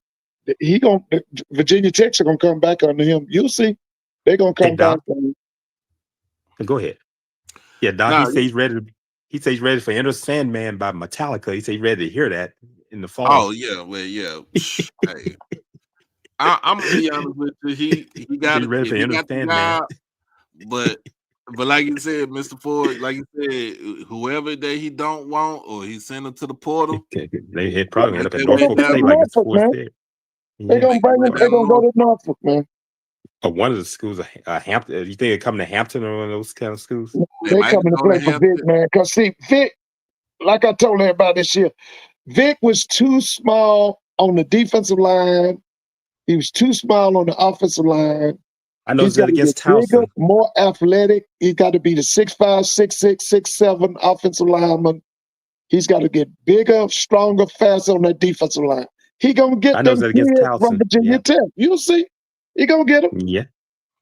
He gonna get them against Towson. Yeah, they were small when they played Towson in that first game. What he did, he inherited them guys that Dawson Odoms had. That's what he did. Yeah, that's all it was. Yeah. Yeah. But anyway, you just wait. Because see, what Franklin's gonna do, Franklin gonna tell them kids, you got 1 year eligibility, go on hit the portal. You got 2 years eligibility, but you didn't start, hit the portal. Because now Franklin going after the top kids. Then Franklin gonna bring in them kids that's around the country that's already done started for people. He gonna bring them kids in. Oh, let me tell you something. Now they got on him real bad this year. But just remember, he won over 100 games. He only lost 50. He knows how to put together a program. His problem was he couldn't beat Ohio State. He couldn't beat Michigan. Couldn't beat Michigan. That was his problem. It was the big games. He couldn't get it going. Yeah. And that's the big game in the Big Ten. You can't beat You can't beat Ohio State. And then he lost to Oregon too, right? Yeah. Lost to Oregon. Lost to Oregon. But now let me say this to you. Remember this. At the beginning of the season, when the NFL did the analysis of that roster at Penn State, they said that Penn State had the roster with the most NFL prospects. So that's telling you what he had now, how he recruits. Mm-hmm. And he finna bring that in that Blacksburg, what they call that thing up there? Blacksburg, Virginia. Blacksburg, Virginia. He finna bring that to Blacksburg now. I bet they're on the way to Baltimore. Yeah. Yeah. Yeah, you think about it. UVA is doing good up there too. Oh yeah, that's Tony Elliott. Tony Elliott. Yeah, Tony Elliott. Yeah. Yeah. I think if I'm not mistaken, Jamari Taylor is their leading rusher. Jamari Taylor. Oh man, he's having a great season. Yeah, I think Chandler Morris just got hurt recently. But that's gonna hurt them because that kid has been leading them. That Mars kid has been leading them. And Bill Belichick should be ashamed of himself. I found out from a lady. She's a professor at the University of North Carolina. She played basketball. She was a legendary. She was a star basketball player at Virginia back in the late 70s, early 80s. And she talked about Bill Belichick. She said Morris wanted to go to North Carolina, but Belichick said that he wasn't NFL material. But Tony Elliott took him. She said Tony Elliott's the kind of person he take guys and he builds them. He cares about the person, not just them being football Tony players. and that boy's daddy were on the staff together at Clemson too. Yeah, she said that. She said they won't staff together. Yes. Yeah, they want to staff under Dabo. Yeah, they won't staff at Dabo. Sure were. Chandler, I didn't know Chandler played at Highland Park. Okay. Yeah, Chandler played at Highland Park. Chandler was what they call the Scots. The Scots. Chandler was behind. He was behind Jerry Jones' grandson, John. Yeah, John no, Stephen, Jerry Jones lives in that area. John Stephen Jones. I remember that. Yeah, he was behind him, and so he Yeah, went to his grandson TCU. sure was on that team. Yeah, he went to TCU towards the when he went to North Texas, they revived him because he went to North. When he went to UNT, he revived himself at UNT, and then My brother graduated from UNT. And then, of course, you know, out the story, like you just said, him not being Belichick say he wasn't Power 5 material or NFL material. He wasn't NFL material. That's what she was saying. And hey, look at what happened. They went. They played North Carolina and beat North Carolina. That's good for him. So you look at the ACC. I'm looking at the standings right now. You still like. So right now, let's just say the season ended right now. It will be Georgia Tech and Virginia playing in the ACC championship game. Yeah, I can see that. Louisville took a loss to somebody because Louisville was looking good for a minute. Louisville looking good for a minute. Pitt lost to Clemson. Missed 3 field goals. Yeah. Notre Dame beat up Pitt, man. I saw that game Saturday. They beat them up, man. Yeah, Pitt is third, and then SMU is fourth in the conference. So and they only have one loss. All 4 of the teams in the top 4 only have one loss in conference. They got to find a coach for FSU too, man. Norvell is out. Oh, Norvell. They got to find a coach for FSU, man. Don't get Troy started. Troy. I know he's a graduate of Florida State. Yeah, they got to find somebody, man. They got to find somebody. That ain't even a sleeping giant, bro.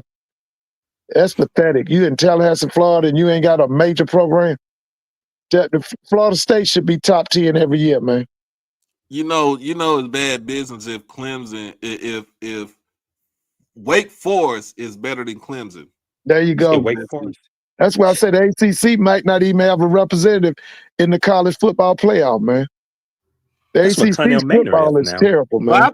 But I think even though they did lose to North Carolina State, even though they did lose to NC State, I still say if Georgia Tech win, let's just say Georgia Tech, Virginia go into the ACC championship game, I still think Georgia Tech wins. I still think they will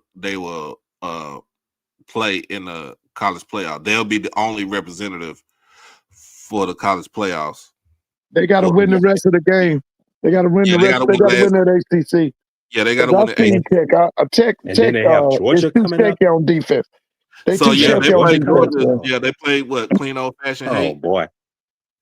Yeah, but I'm saying they too shaky on they front seven's not right, man. It's not dominant. Yeah. Now their offense is leading that team. Like I told you, that coach, Brent Keys, Buster Faulkner's offense coordinator, that guy you talking about, that Haynes King, them running backs and wide receivers. That's what's leading that team. But the thing is, that defense cannot hold people, man. It's not a championship defense. And it's not a championship defense because that front seven isn't right. they don't have dominant players in the front seven. Well, it's gonna be a top 25 matchup next week when they play with Georgia and Georgia Tech play. And this is in Atlanta. It's in Atlanta. It's over at it's at Georgia Tech. Oh yeah, that's gonna be a biggie, man. Yeah, dog. That's gonna be pack house, bro. It's gonna be a big one. Yeah, it's gonna be a big game. I mean, it don't mean anything, but at the same time, it's for state. It's state pride. States' rights. Yeah. It's states' rights, states' pride. But at the same bragging time, rights. both Yeah, teams bragging rights. Yeah. Let's just say both teams win this weekend. They come in at 10-1 into this game. When the last time Georgia and Georgia Tech came into the game at 10-1? Oh man, that had to be back in the 70s or 60s. that had to be way back. That's Bobby Dodd now. What's that man was named? Dooley. Vince Dooley. Vince Dooley. Some of that mess. Oh, you're talking about Vince Dooley's brother? Yeah, it's been years since it's been like that, man. That guy, Brent Key, has done a great job, man. He's done a great job. He's done a great job. I'm surprised some of these other schools and went after him. I'm surprised. Yeah, he was an assistant for Nick Saban, offensive line coach. Offensive line coach. Yeah, I'm surprised some of these schools in the South. Cause see, I still say LSU done, because of what they're not gonna get Lane Kiffin, man. They're not gonna get him. I wouldn't want to mess with LSU though. Those people that they just now getting a new president. A guy came from McNeese. Lane probably gonna end up in Gainesville. He gonna end up in Gainesville. Yeah, LSU is that's LSU and Southern. Those two places, man. Those some places, man. You better have the right temperament going in there. Yeah, like I told you, man, they so impatient. You can't see. That's what I'm talking about Marshall Faulk. See, you getting a novice, an apprentice. That don't work at Southern. You got to come to Southern as a champion. You can't come down there talking about you're gonna learn how to coach. That don't work in Baton Rouge, man. If you do, like I said, if they do get him, what is his staff gonna look like? Yeah, that's gonna be key. That too. He's got to have a top-notch staff, man. That's gonna be key. And how can he connect with the people there in Baton Rouge? Yeah. That's why I'm surprised. Because now Baton Rouge, see, them people got to like you down there, man. I'm serious. Yeah. They got to like you. Oh yeah. And you ain't finna talk no crazy talk to them and all that. No, man. Because see, Baton Rouge, Southern football had always been a closed society. They like their own people. Yeah. Or people that they are familiar. When they brought that Richardson man down there, a lot of them people down in Baton Rouge didn't like that. Because they didn't know him. They didn't know anything about him. They didn't know him. I remember him. See, that was Dolores Spikes and Marina Cassim did that. Yeah. They the ones did that. Yeah, because I watched him on BET when he was at Winston-Salem State. That's where they brought him from, Winston-Salem. Yeah. That's when I first saw him. When he was coaching at Winston-Salem State and back in the 80s. And then he brought that mixed staff. He brought the defense coordinator was a Korean or Japanese. Oh, yeah. The offense coordinator was a white man. He was Japanese. He was Japanese. Cliff Yoshida. He was totally different. Man, listen, man. I met Coach Yoshida. Yeah, he's passed on. He went to Grambling. He coached at Grambling for a minute. Yeah, he was there with Broadway. I met him, and he passed away a few years ago. Yeah. But like I said, man, this stuff about bringing in a celebrity coach, man, I'm telling you, man, them people in Baton Rouge, you got to come there winning, bro. You got to come there winning. Yeah, Orlando's on that staff. Mark Orlando. Yeah, Mark Orlando. Yeah, Mark has been at. Mark was a Florida State graduate as well. Yeah, he's at Grambling. That's why I met him. Grambling. Yeah. With Roger Fobbs. Yeah. Fred Keiss. Fred Keiss was on that staff. I'm trying to think. Fred is in at Tennessee State now. Tennessee State. Yeah. Okay, he's back at Tennessee State. He's there with the Cole brothers. He's back now, there. Fred done worked at a million SWAC schools. He's been he was at Alcorn, Bama State, Southern, Morgan State. Yeah. Morgan State, Bowie State. Yeah. He's been all around. Because now he knows the Braxton sister, Tony Braxton, them. He knows them. They went to Bowie State. Yeah. They went to Bowie State. He knows all of them. Okay. Now, hold on. Let me say this. I hope he learned a little bit from Dion, but not a lot, because Dion is this is his second losing season out of 3 years being at Colorado. Oh man. Yeah, it's Now, showing I now. hope if you learn something from this being at Colorado, is that you're gonna have to go into them kids' houses instead of thinking that you just because you're a Hall of Famer don't mean shit. Things just gonna come to you. Yeah. You got to go to them. If You you got to go to want them. They feed you a good meal, good home cooked meal. You better. You got to. it's not even about cooking, getting a home cooked meal. It's just the fact that I'm you just being gotta, sarcastic. yeah, you I'm just gotta being go to sarcastic. them. You gotta go Yeah. to these kids' houses. That's the reason why Dion ain't doing what he not doing as Yeah. good as he is now. Yeah, I was Time being for Dion sarcastic to when I go said home, man. Dion that guy recovering from yeah. cancer. It's time for him to go home, man. To do it Yeah. with the Cleveland Browns. He's starting. Shiloh don't have a chance at the NFL. Probably get another shot. It's time for Dion to go home, man. And his Go adopted son home. is with the Jaguars. I call him his adopted son, Travis Hunter. Yeah, Yeah, he's out. season. Travis out for the year. Yeah, he's out for the year. Yeah, time for Dion to go home. They But he's probably still keep getting him paid. around another year. But it's time for Dion to go home, man. Yeah. But I mean, as far as recruiting goes, you gotta go to them kids' houses. You gotta go speak to the Oh, without moms a doubt. and the grannies and the uncles and Yeah, aunties you got to go and talk stuff to like that. You Yeah, he can't. said, Yeah, yeah, you can't just use Facebook and mama, IG and stuff grandma, like and that. Annie. Yeah, you was able to do that during COVID, Yeah, but you can't auntie. do it now. Yeah, You got to get back out there. yeah, Um, mom, granny, auntie. Yeah. so You know, you Coach know Gordon said that's how he used to get. He said that's how he used to get those players that he got that were being recruited by those big schools. Coach, because his son, as he said, his funeral, he was talking about that. Robin was telling me, he said he asked his dad, he said, Dad, how did you land that guy? He was a blue chipper. He said, well, son, he said you had to go. He said, while he was talking, what happened? The player was talking to. He said Billy Brewer and Rocky Felker was there. Felker was coaching at Mississippi State, and Brewer was at Ole Miss. He said, well, while he was talking to them, he said you had to go and talk to the mothers and grandmothers, and all. He said that's how you end up winning them over. And he said, I started talking to him, and won them over, and they ended up at Jackson State. Listen, Yeah, what you call him, Rocket Felter, and what the other name? Rocky Felker. Rocky And what the Felker. other It was a name? Mississippi.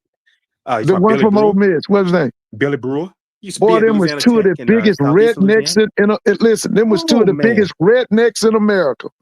Oh, I remember that. And they had some and Mississippi State was horrible, and Ole Miss was mediocre. They just make a bowl appearance. Yeah, And them two right there, them was some rednecks right there. Yeah. yeah. He coached at Louisiana Tech, and before that, they was Southeastern awful. Louisiana and Hammond. Yeah, old Billy Brewer. I remember him. Yeah, man. Yeah, Yeah. you think about it, it's like, yeah, you can't just you just can't continue doing the same thing that you were doing before. You got to change it up. You got to switch it up. Yeah. And you know they want to. Colorado wants to make money off of them, but that's crazy. Yeah, that's what you They do. do- You and go they and talk to doing it those too. people. Yeah.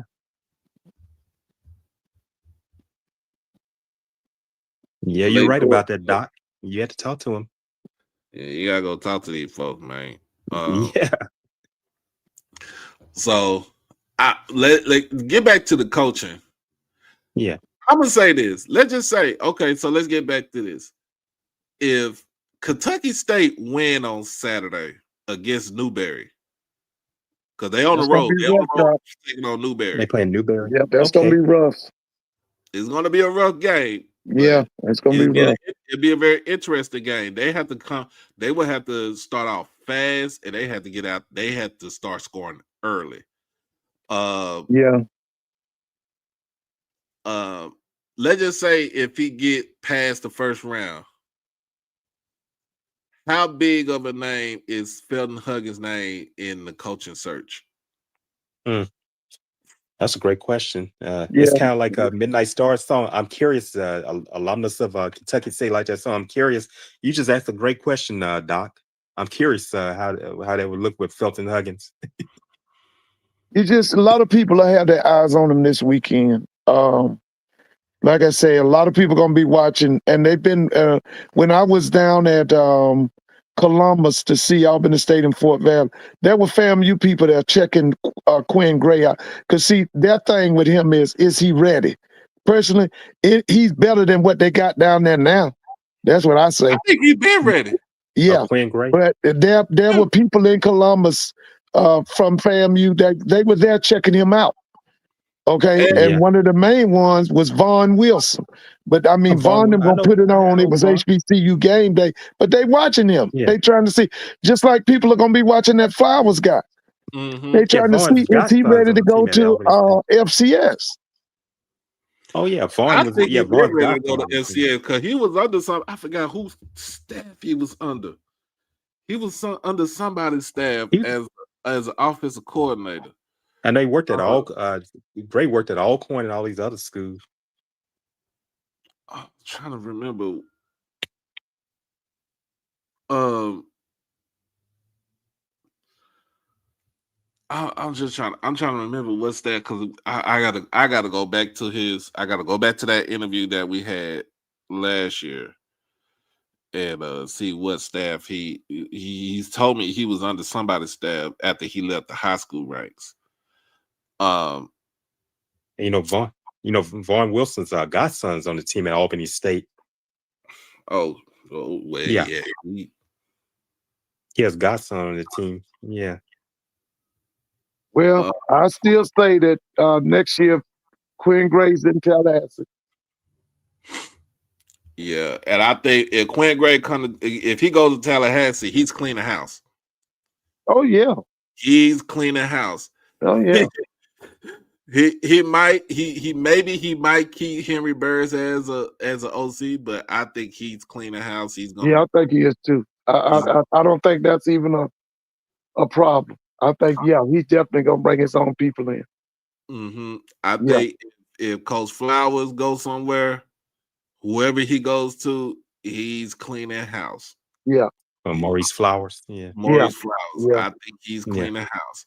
I think anywhere where if Felton Huggins get us somewhere, I think he's cleaning house too. I'll tell you one thing, guys, going to be a hot commodity. If they let that Wilson man go at Morgan, who's going to get that defensive coordinator? Damon Wilson. Anton Sewell. Yeah, who's going to get that guy, man? Because that guy is something else. That guy is a great defense coordinator. Yes, he is, bro. Who's going to get him? Hey, those were some horrible defenses. Might need to talk to him and see if we can bring him on. Hey, but you think Bethune-Cookman want to bring him on? No, they better. I'm just saying something. Yeah, I'm gonna say this. Raymond Woody saved his job this season. Yeah, Raymond Woody saved his job, man. Okay. He saved his job, bro. What about you? Talking about, you said no defense. Do you think? What about Deshaun Jackson adding him to his staff at Delaware State? Ooh, man. Ooh, that would be a kill shot, bro. That would be a kill shot. Man. Well, where does Quentin Morgan land? I don't. You know what? That's another. Like I said, that's another name right there. Quentin Morgan. Yeah, from Langston. Mm-hmm. Yeah. What happened to him? They moved on. He got let go. Oh, they moved on. Oh, they let him go. Yeah. Okay.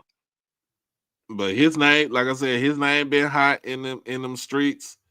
They just had a down season this year. Yeah, they did. Grambling beat them the first game of the season in Shreveport. Yeah.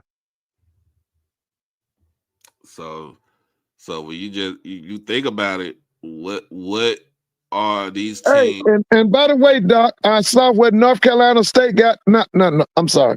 North Carolina A&T got 60 put on them again, huh? Yeah. Oh. I went with Dave. How about your boy Dave? Dave and A&T Roy. Yeah. So who did it this time? Who put 60 points on them? Monmouth. Okay. Oh man. And was that in Greensboro? Yeah, that was in Greensboro. Man. Okay. Monmouth has a good team. But they did this. And then listen, what's his name wrote a real stupid article? What's his name? Stephen J. Gateful. Did you see that stupid article he wrote? What's the What San article State guy? was it? He wrote an article about why they should stay in the CAA even though they're getting beat by 60 points. Okay, it was a real stupid article about Steve. What I got to say to Stephen J. Gaither, shut your damn mouth.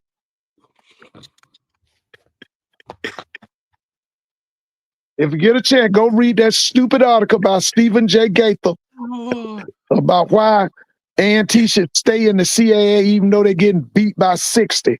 Oh, Yeah, Okay. I'll go read it, Mr. Ford. go and read it. Stephen J. Gaither. I'll see what said. well, you know the CAA is losing teams though too. So Well, yeah, they lose the team, but they're beating the shit out of A&T. They beating the shit out of A&T. A&T can't even beat the black schools. Talking all that shit. Damn, what's his name? Trey Oliver put 60 on them. mm-hmm, South Carolina State came up there and ruined their homecoming. mm-hmm. Okay, they can't even beat the color schools. Oh man. This is Aggie pride, Aggie pride, Aggie pride.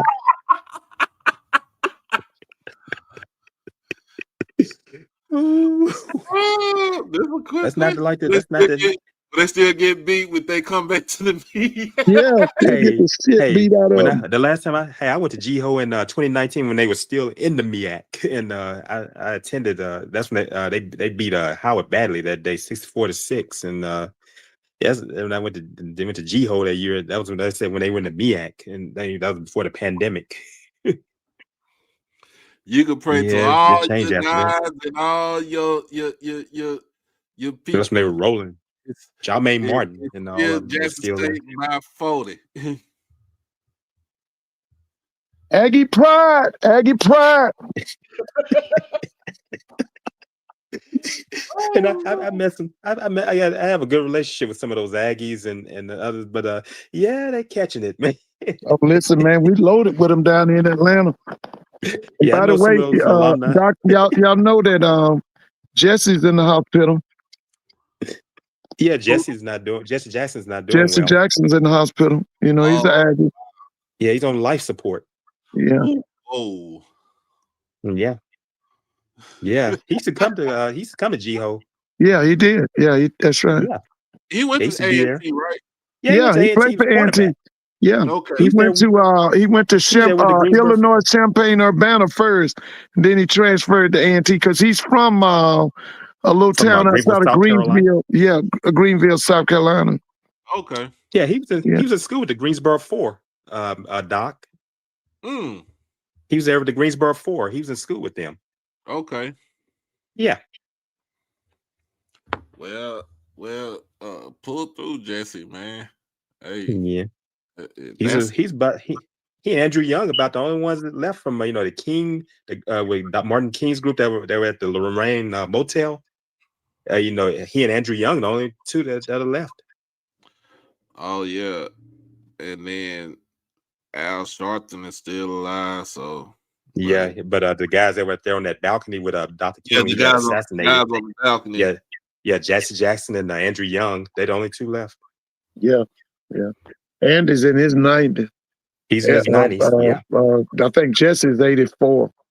Yeah, he's along with my father in age. Yeah, he's 2 years 84. old. About 2. Yeah. He's about a year or two older than my father. Yeah.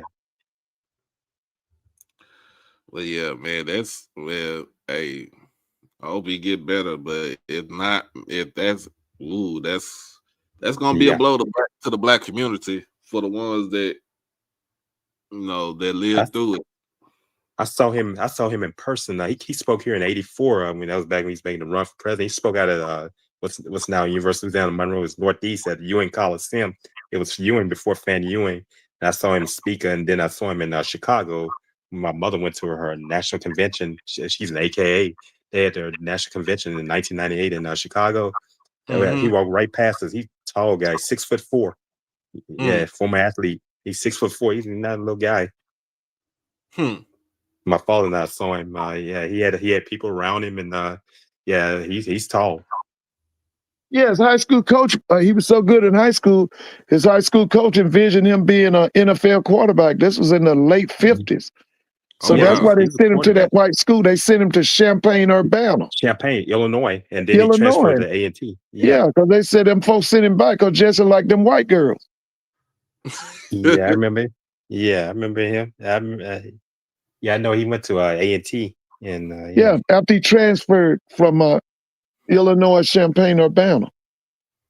Man, Oh, Boone, yeah. I forgot you from Chicago, man. The Fighting Illini. Yeah, Yeah, that's right. It's fighting the line now. yeah. But yeah, it is, man. I hope he pull through.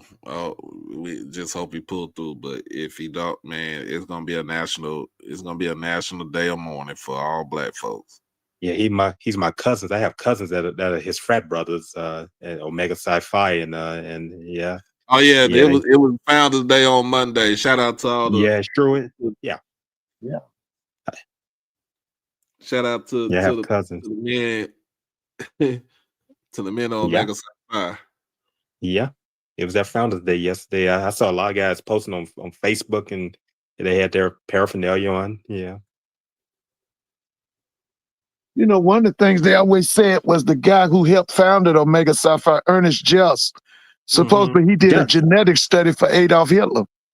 Oh Yeah, he wow. was biology. Yeah, he Yeah, was he held taught at hostage in Howard Germany. University. Yeah, he was held We got a hostage in building. Germany. Yeah, We got a building named after our science building yeah, is named after him in at Jackson State.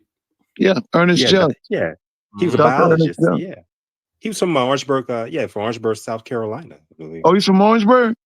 Yeah, that's where he finished school in I think it was South Carolina, around South Carolina State School. It was school in South Carolina State's campus where he finished. If I'm Yeah, he's supposed to be a brilliant guy. Yeah, Yeah, Ernest Just. this Yeah. guy was, yeah. Yeah, they he you was- know, we'd yeah. have to do but they claim he did a genetic study for Adolf Hitler. Yeah, he was held hostage by the Nazis in Yeah, that's right. Germany. Yeah. And I think his wife's father spoke German. That's what helped him out, got him out of there. And he died not long after that. So he was married to a German woman? Yeah, he must have been married to a German woman, because I think his father-in-law spoke German, and that's what helped get him out of there. And he was held hostage by the German, by the Nazis. Yeah, and because he passed away back in the early 40s, 1941, if I stand correct. That's crazy. Yeah, he was a biologist. Yeah, that's right. He's supposed to be a brilliant guy. Oh yes. But yeah. So we got it's put up and shut up. It's win and you in, and it's the battle for the MEAC all this weekend. Yes, it is, baby. You know, it's in Dover. That's going to determine who comes to the Celebration Bowl. Yes, it is. Yeah, that's a big game. It'll be very interesting because we always hear about is either South Carolina State or it's North Carolina Central, right? Or Howard with the one time, but to get Delaware State to the Celebration Bowl is going to be very, very interesting. That's going to be interesting. Yes, it is. But whoever come out of the SWAC, either whoever. We win the game on Saturday, Jackson. We go to the SWAC championship game. What's the date of the SWAC championship game? December the 6th. Okay. Because I'm trying to get down to the game this weekend for the Slawcorn game, but the way my money is talking, the way my money is talking, I don't think I'll be able to go. So I'll probably wait for the championship game. Well, let me ask y'all something. Do y'all actually think that game gonna be close? Because I don't. Do y'all think that game between Jackson and Slawcorn gonna be close? You talking about Jackson and Slawcorn? You don't. Yeah, you think that's gonna be a close game? It's gonna be close. It's not gonna. That's be close. what I ain't thinking. I don't think it's gonna be close either. Yeah, Mr. Ford. Last season. It was we beat them by 38 last season. And it could be worse this year. Yeah, sometimes these games, and what you all saying, I think you're right. But think about it, sometimes that adrenaline flow, you don't know what's going to occur. Things Oh yeah, it's a happen. rivalry. I mean, this family against family. Yeah, but I just don't. yeah. I Look at that don't see adrenaline. this game being no close. Just like the Bayou Classic, that's Especially- an adrenaline. Yeah, Especially if Jacoby and Morgan comes back Yeah, Saturday. he's supposed to be back, isn't he? Mm-hmm. yeah. Yeah. Especially if he come back Saturday. He come back Saturday. You might well just hang it up. That's what I was about to ask if Morgan is coming back. Yeah. If he come back Saturday, y'all just hang it up. They not rushing him back. He been out for. Yeah, he's been Yeah, since Las Vegas. Yeah, since Las Vegas. That's a month. Yeah, he and T-Set got hurt, and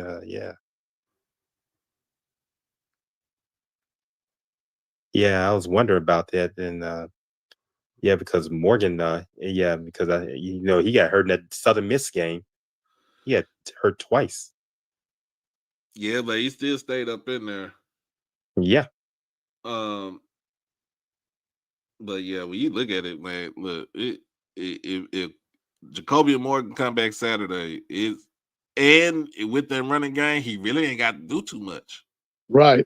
You don't have to do running a lot. game. The running game Yeah. can take care of itself. I mean, So let me ask you this question, Doc. Let me ask you this question. The Miller kid, the running back for Jackson, is he the best back in the SWAC? That's Aubrey Miller's brother. Yeah. Is he the best back in the SWAC? Is he the best back in the SWAC? Yeah, is he the best running back in the SWAC? Number wise, yes. I'll be honest with you. I think the best back in the SWAC. If he had more playing time, I'm gonna be honest with you. I'll be real with you. Chase Bingham is like Chase Bingham for Prairie View. He like that. Reggie Davis for Alcorn. He like that. I watched those guys this past Saturday. Mm-hmm. At Alcorn. Yeah. If he had more touches and more yards in the game, Jamari Holtzclaw is like that too. For Alabama State, like Holtzclaw. Oh yeah, I remember Holtzclaw.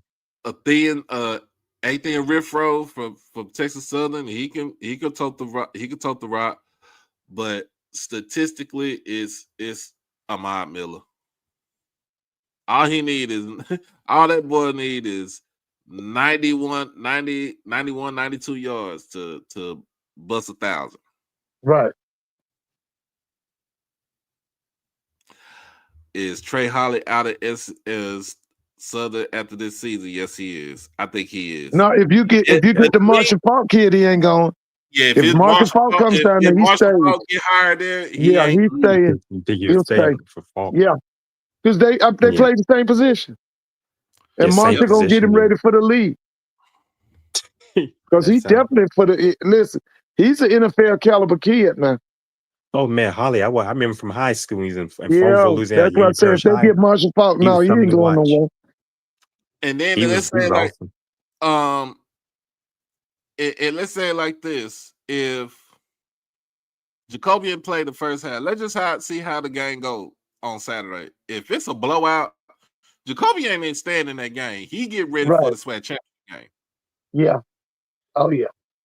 You put Jared Lockhart in. You let him go and let him get that feel of that rivalry game right there, and just get out of there unscathed. You know what I'm saying? But I mean, Jacoby play a half. He good. If TC say Jacoby might let him sit out one more game and let him be ready for the SWAC championship game, that's even better. Doc, what's FAMU's record? 5-5. Okay, what's their record in the conference? 5-5. So the record in conference is 4-2. Oh, You gotta be kidding. FAMU's record in the conference is 4-2. Yep. Damn. Oh, dang. Hey, you never thought you'd be talking about running backs this much, in this day in football. You think about quarterbacks and receivers now, and here we are talking about the running backs, and it shows you how important the running game still is. Yeah, you have to have that running game as well. Mm-hmm. Yeah. So yeah, when you think about it, like it's one of them things where this game, like running the ball, who can run the ball better? Can Alcorn Yeah. run the ball better, or can Jet State clearly can run the ball better to me? Man, Jackson State got one of the best offensive lines in the FCS, man. Y'all got one of the best offensive lines, bro. Yes, I agree with you. The SWAC is a rushing league this season. Yeah, I noticed that. I've been seeing I a lot mean, of that rushing. offensive line. Yeah, I love your offensive, your line coach. What's his name? Manny something. Manny Yeah, Ramirez. that dude is good, man. That guy's really good, man. That's a key hire for y'all too. Hold on, let's get this straight. This man had Ladarius Owens for 3 years. He had Ladarius Owens at Texas Southern for 3 years. Turn around, he comes in and gets Irv Mulligan for 1 season, turning him into 1,000-yard Mulligan. Yeah, then you get Ahmad Miller this season, and you can turn him into 1,000-yard back. And Ahmad still got 2 more years left. He done had a lot. The offensive line, his offensive line at Texas Southern was so underrated. Like nobody did not give them no type of credit, but they were so underrated. And then he gets to Jackson. The first year he gets to Jackson, he turned Evan Henry and Kirk Ford and who was the other one? DeAndre Towns, Blue, and Quay Davis turned all into all conference offensive linemen. Yeah. And then still got damn near still got the same offensive line from last season, just minus Kirk and Evan. He ain't the man is not missing a beat. No, he's not. Y'all put a guy in that center in that last game. That guy looked good. Who was that? He came in at center. Almitri Smith. Yeah. What was that number? 62. No, that's the guy that started, isn't it? Yeah. Oh, you talking about what number? What's his number? 72? Yeah, 72. That guy looked good at center. Oh, he looked good at center, man. That guy looked good at center, man. Oh, he looked good. Harris. Yeah, let me interview my Mr. Miller. I talked to Mr. Miller a couple weeks ago when I went to the game, homecoming game. Yeah, let me get an interview with him.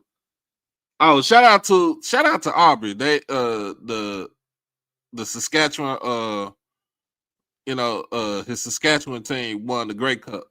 Is that the Rough Riders? What Saskatchewan? They the Rough Riders. Mm-hmm. Yeah, I remember Saskatchewan. Yeah, me too. I remember Saskatchewan too. Yeah. Oh, that's where he is. Okay. Miller. Reach me at HBCU Overdrive at gmail.com. Hey, Mr. Ford. What do you think about Alcorn? You were talking about when he was running back. What do you think about Alcorn's running back, Jacorian Sewell? I watched him this past. Love him. He scored the first touchdown of the game. My parents and I attended the game. You know, Alcorn keeps some good running backs now because, like you just said, I think one of y'all just talked about that kid number 2. That kid is sweet too for Alcorn. Oh man, he was kicking tail in that game. What's his name? Got his name, but yeah. Oh man, he was now what's his tail. background? Where's he from? Let me see. Man, he was taking care of Yeah, he's business, tough too, Mr. man. Ford. That number 2 is something else. Even the Grambling people were talking about him. Yeah, he's tough, Yeah. man. He was the difference in the game, wasn't he? Oh yeah, he was. Mhm. I can tell you, we were there at that game, and yeah, he was a difference maker. Yeah, he's different, mate. I want to know what's his classification. Where's he from? Let me see. But Yeah, Alcorn keeps the couple of running backs now. They keep them running back, bro. I'm gonna ask y'all a question, Doc and Mr. Ford. The games that y'all have attended, did y'all, go into the games paying for it? Did y'all, did you have to deal with a cashless situation? The last Cashless? game I went to, the first thing was the price was so cheap. I went to that Fountain City. It was only $25, and they took cash. Huh? You know what? We went to Alcorn. I'm on the sideline. I don't ever pay. You know, I went to Alcorn. Mhm. They wouldn't. What happened is good. So, they had what happened that when he was about to get a cash, they talking about like for parking and to get your ticket, it's cashless. And the lady, and then what happened? They just found a card, was able to get the card to pay for the parking. It was $35 general, general parking, and for tailgating is $65. It's cashless, and it happened to had the card. But think about people who probably not knowing. They say, "Oh," and the way the lady said, "Oh, yeah." And said we put the notice that said, "Well, we didn't receive anything. I didn't know. We didn't know they hadn't been around Alcorn in a good while since Right. 2018." And the way they acted with it, it didn't have any customer service. And then we went to get there, and they were trying to get the ticket, and I had my debit card, and then they had to use the card to get tickets. See, it didn't get, and even the people that went to Alcorn said they didn't know they had gone cashless. They hadn't been out there. Didn't get a notice. A lot of schools are doing that. Reggie Davis is 6'1", 205. He from Montgomery. He's a senior. That's right. He's from Montgomery, Alabama. Yeah, that's right. Because he transferred in from Chattanooga. He's good, man. Has he got another year, or is this it? Look, is it? Unless they redshirted him when he was at Chattanooga. At Chattanooga. Okay. Yeah, the ticket at the Alcorn Grambling game was $45. Reggie Davis got 719 yards. Jacorian Sewell got 758 yards. Yeah, I know he was. Those two guys were running at the Rock this past Saturday. Yeah, that Reggie Davis, I thought was a difference in that game. Oh, he was. I can tell you all. I was being right there in the midst of it, and that brother was running hard. And hey, you see how that game ended? They were doing Cal Stanford 1982. He couldn't get it together, and had a pick six in the game. That was crazy. Hey, man, it was like they won the national championship, man. They ran all in the end. They ran on the field, all into the end zone, celebrating at the end of the game at Alcorn. So for Jackson, Ahmad Miller has 902 yards and 4 touchdowns. Davenport has 604 yards and 7 touchdowns. And Travis Terrell got 564 yards and 4 touchdowns. Okay. So does Jackson have 2,000 yards rushing this year? Nah, it'll just be Ahmad. If he get 98 yards, he'll be a 1,000-yard rusher. Well, I'm talking about as a team. As a team, as a team, they eclipse over 2,000 yards rushing. Yeah, that's what I'm saying. Jackson got one of the best offensive lines in FC. Man, that kid, you say his name is Villanueva. What's his name? Villanueva. Yeah. Man, that kid looks so good at center, man. Yeah, he came from UNT. Oh, okay. My brother's on tough, my older brother. He is tough. My older brother graduated from UNT. Yeah, he's from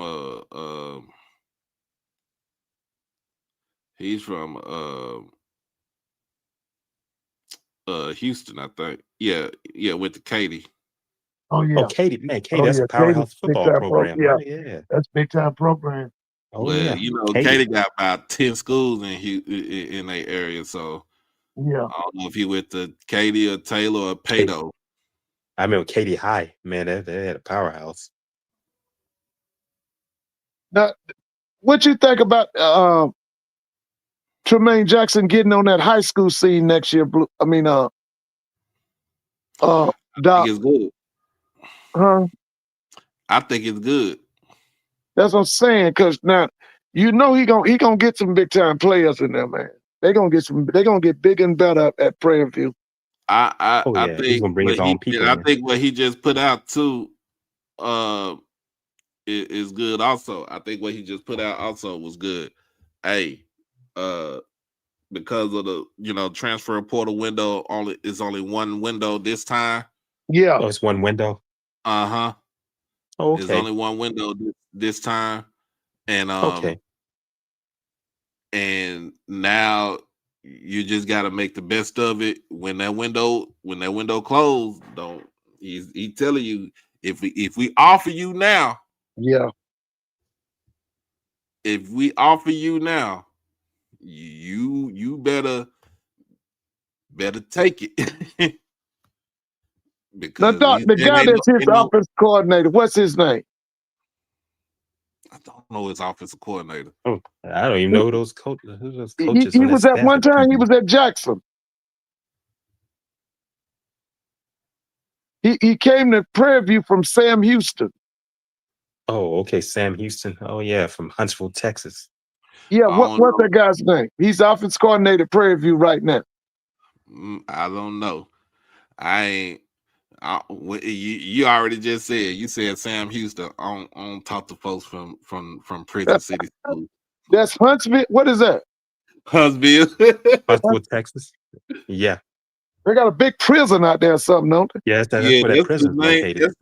That's the main That's the main unit right there. And the women's is in Gatesville. Yeah.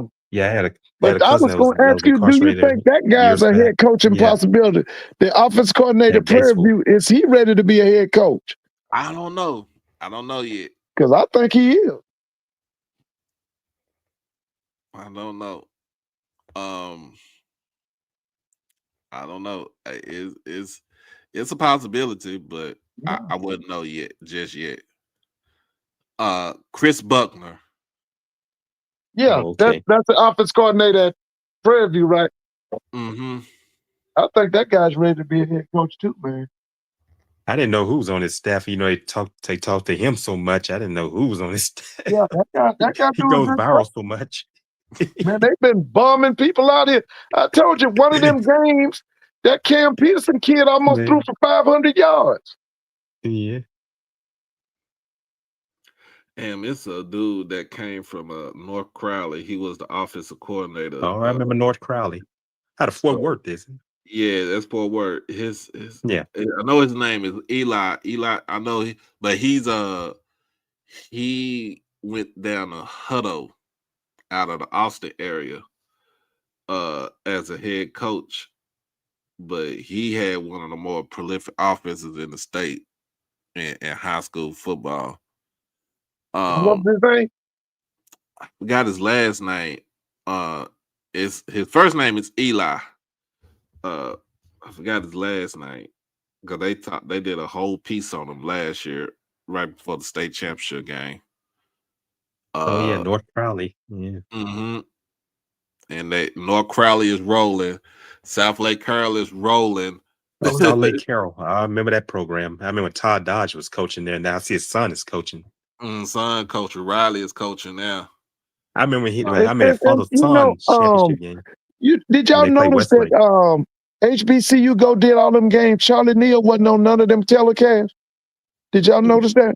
Yeah, I noticed that too. Yeah, I noticed that on Saturday. Yeah. Has he retired or what? I don't know if he retired, but I just know he wasn't on. He wasn't on none of the telecasts. Yeah, I didn't see him on there. I was wondering if he's ill. He's in his 80s, I know, right? Yeah, I know he's in his early 80s. I was just wondering about old Charlie. Man, I grew up listening to Charlie Neal, man. Him and a guy named Lem Barney. Lem Barney. Oh, yeah, I watched those guys growing up. Me too, man. I listened to them guys for years. Yeah, I wonder what happened to Charlie Neal. He's one of my Facebook friends. I hadn't seen him. And I hope he's okay. Yeah, I just noticed that They had other people doing the play-by-play. I didn't see them on And I've any of met him. the HBCU broadcast. I've met him. Yeah. I've met Charlie Neal. Yeah, Yeah. I have too. I met him too. Yeah. He went to I Villanova. met Charlie Neal at Media Day the last couple of years, and I meant to talk to him. Yeah, I've talked to him after the game. One of the games he did at Grambling, and nice guy. And Yeah. I remember when he used to work for TNT. Remember they picked between him and Craig. To my Craig Sager. died. Craig Sager, right? It Yeah. came down to them two, and they picked Craig over him.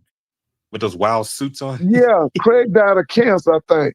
He died of cancer. Yeah. Yeah. Used to be the sideline reporting in Yeah. the NBA. See, Charlie Neal used to do NBA. I think he was TNT or somebody. Yeah, I know he was.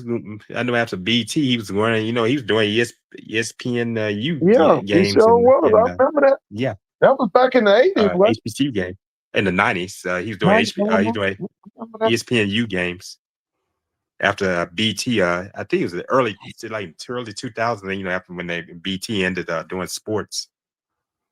In the early 2000s. Yeah, I think it was mid 2000. I think.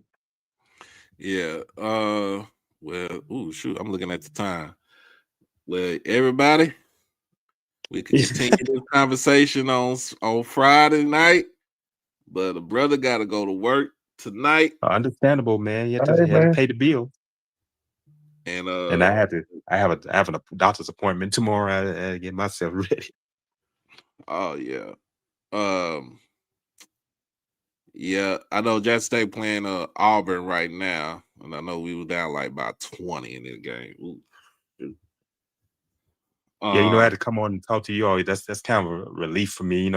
Being at work and all, it takes the stress off. And talking to you and Mr. Ford. Oh yeah, it's easy. Well, we got D2 chat. We got D2 playoffs this weekend. We got the Soul Bowl / Capital City Classic Saturday. We got the MEAC Championship game Saturday afternoon. Yeah, you got a lot of things going on. Oh yeah, Mr. man. Ford. Mr. Ford, how was the attendance at the Fort Valley State Albany State game? Well, it was the thing was that the NCAA gave them credit for 40,000, and that stadium it holds about 23,000, but the attendance read 40,000. I don't know if they charge people out in the parking lot or what, but they had 40,000 for the game.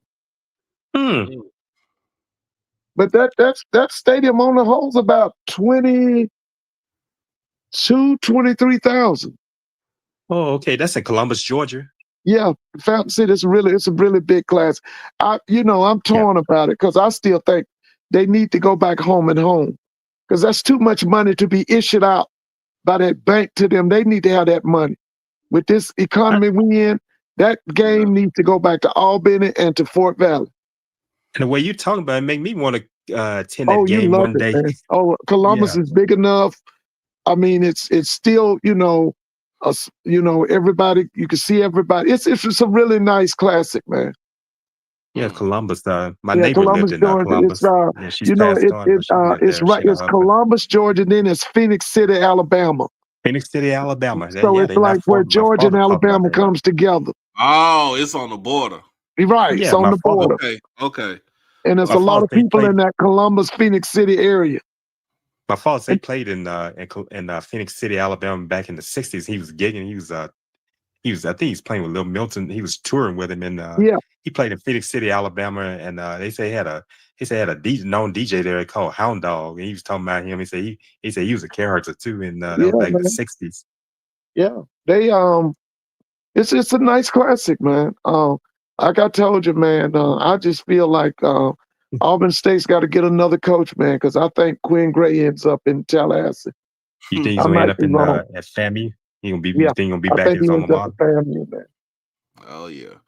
Well, y'all, we'll continue this on Friday. Let's see if I'll be here Friday. So if not, I'll be if I'm not on live Friday, that means that I made my way to Jackson. If I'm on live on Friday, that means that I stayed at home and we're gonna enjoy the whole game this weekend. Yeah. If you take to the road, man, be safe out there, Doc. Oh yeah. I more likely I'll probably do the SWAT championship game because I think Yeah. that's me and my mom. We can roll out there Yeah. together. It might turn out to be a classic, man. Oh yeah. Oh yeah. That could be a classic. Oh yeah. But I we'll agree. holler at y'all later. I'll get in touch with you, Mr. Ford. Okay, now be good here. All right. All right. Everybody have Doc a good and Mr. night. Ford. Okay. Everyone, yeah, good night. You all have Everybody a have great a week good and happy Thanksgiving to you as well. Early happy Oh Thanksgiving. yeah. All Happy early Thanksgiving to everybody who be here. Yeah. All right. Okay. All right. All right. All You right. take care. All right. Okay. Well, it's time for me to roll up out of here because I had to be at work at 10:30. Called, you know what it's called? It's called Uber. So go ahead and give me an Uber order, put my uniform on and roll up out of here. But hey, appreciate everybody for joining us. Make sure you like, comment, share, subscribe to the channel. If you're on Twitter, hit that follow button. Come on to the YouTube side, hit that subscribe button. We working on 3,100. We over 3,000. Working on try to get to 3,500 before by New Year. Let's get to that. Let's get to that number. And tell a friend to tell a friend to tell a friend. But as always, y'all be blessed. Y'all be safe. Hug. Always make sure you check on somebody. Check on your mental. Check on somebody else's mental health. It is necessary. All right. Crash out on your kids and beat them out the penitentiary. And to my man Melanated, yes, I heard the prayers. I heard the Lord. He heard you cry. But guess what? Y'all gonna be crying on Saturday after Jackson State win against Alcorn. But as always, y'all be easy out there. Peace.